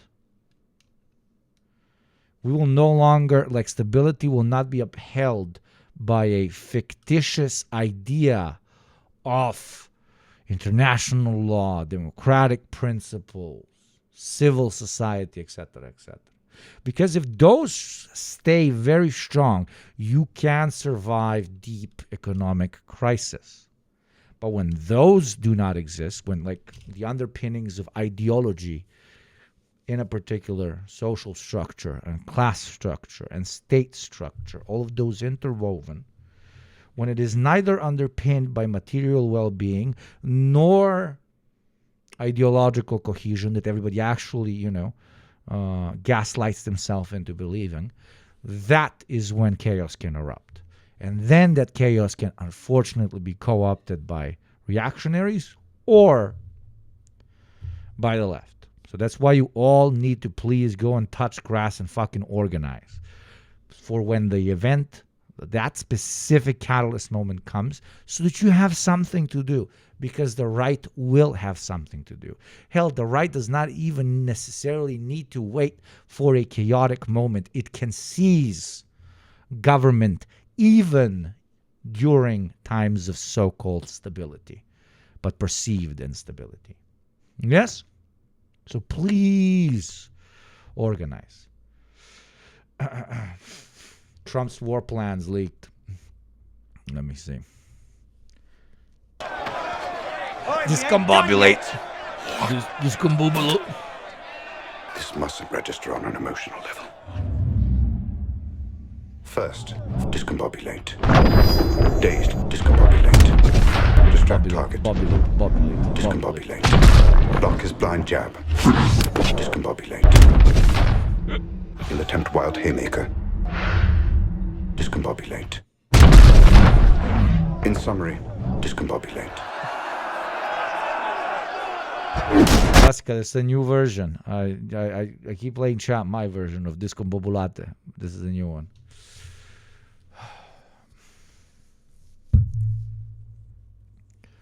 Question, what would be best for the world? Europe going to the left or going in a civil war? Of course, going to the left. You want a bunch of nuclear powers blowing the shit out of each other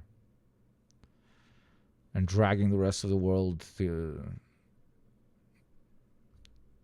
death with them. Yeah. Legalize nuclear bombs for personal use. I cannot agree more. I cannot agree more. Now, do we have some less gamblers that would like to spin before we end today's stream? Please tell me, Cuphead, and we will make them spin. Those of you who have not gambled yet, this is your moment. The uncertainty that we are facing, I don't think so. 10 on 0 and RXS 10 on red. Welcome back. Freda, have you been in the casino lately? I don't think you've been in the casino lately. Welcome to the casino, my friend. Welcome to the casino. Background casino sounds. We have a high roller that only because he regularly gambas wants to do something very dangerous. Put 10 on 0. Only one number, the green devil, the green devil, the green devil.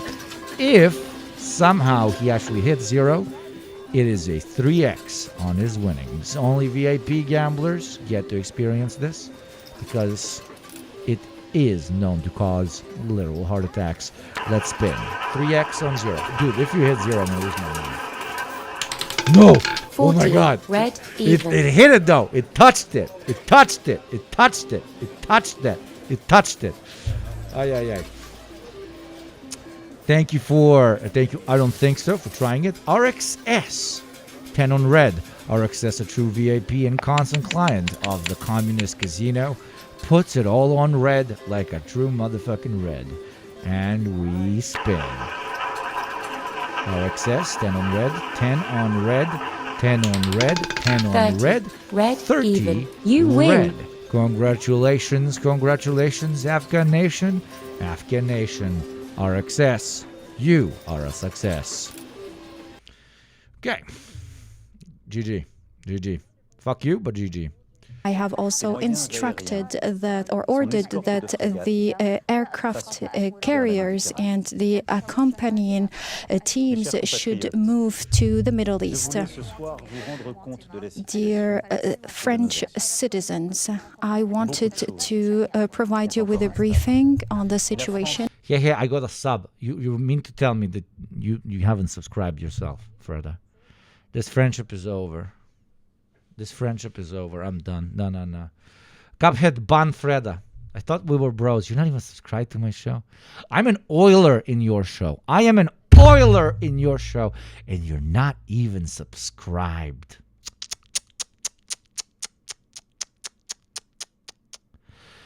I am not released a video in months. I'm eating ice soup. I'm fucking with you, man. You're fine. And also to inform you of the actions and measures that we are taking. The situation is still unstable. The Norwegian hasn't been paying his taxes. However, France remains a force and a powerful country that protects its citizens and also a reliable yes, its citizens, Americans and Israelis, yeah. partner, and will remain committed. Long live Two people that they love more than anyone else, Americans and Israelis, yes. France, long live the Republic. Long live the burger eaters and You've been listening to the French and the Europeans of the Orient or whatever the fuck. President Emmanuel Macron. Oh, He just addressed Lord. the nation. It is 8 p.m. French time. I think we covered everything that we can cover on this fine or morning, evening / afternoon. Thank you, Spuds. So, multiple things. We will be gaming on Friday. I will be playing Resident Evil. Apparently, it's good. Maybe I'll be playing something else. I'll see. I'm not guaranteeing that I'll play Resident Evil. Thank you to everybody that oiled. Seriously, you cunts. Thank you to everybody that gambad. Tomorrow we gamba even more. Thank you to everybody that Crazy hamburger! Crazy hamburger! Jesus, that's loud. That subscribed individually. Thank you to all the new followers. If you're new here and you haven't followed, just click that button. Literally costs nothing. Thank you very much, Cuphead. Thank you very much, Mods. I like it very much. Thank you, everyone. This was a 10 out of 10 stream. I have not laughed this much in a very long time. The Dubai chocolate scam was so funny. That was really funny. You don't know what it is? A chatter said that they believed that Dubai chocolate was a psyop, so that people stop talking about how Emiratis love shitting in women's mouths. Yes, I just said crazy hamburger. Every sentence crazy hamburger has been said. Okay. Yeah. Did I miss Top Oilers? Tomorrow or during this week? You did not. You are, I believe, number 2. I will double check on your con, then you will get your free 20 spins if you're number 2, or free 5 if you are number 3. You will get them, I promise, my friend. Of course you will. Now, with that being said, goodbye. Who do I raid? Actually, not goodbye. I'm not a cunt. I'm gonna raid someone. I'm gonna raid the fucking guy, the smart guy with the long hair, the guy from born in the 367 BC, the guy with the huge dick, huge hog. I hear he has a huge hog. Where's the? I've personally seen it. It is insanely huge. Go say hi. Okay, Barry, show them what to spam. Okay, show them what to spam. Ankh with the hog. Mike from Beijing. Okay, Mike with the go and weird him out. Actually, keep talking about his hog. He's probably gonna love it though. Okay, chat. Seriously, 10 out of 10 stream. Thank you for spending your time with me. Viva la France. Paris is American and Champagne is Israeli. Goodbye.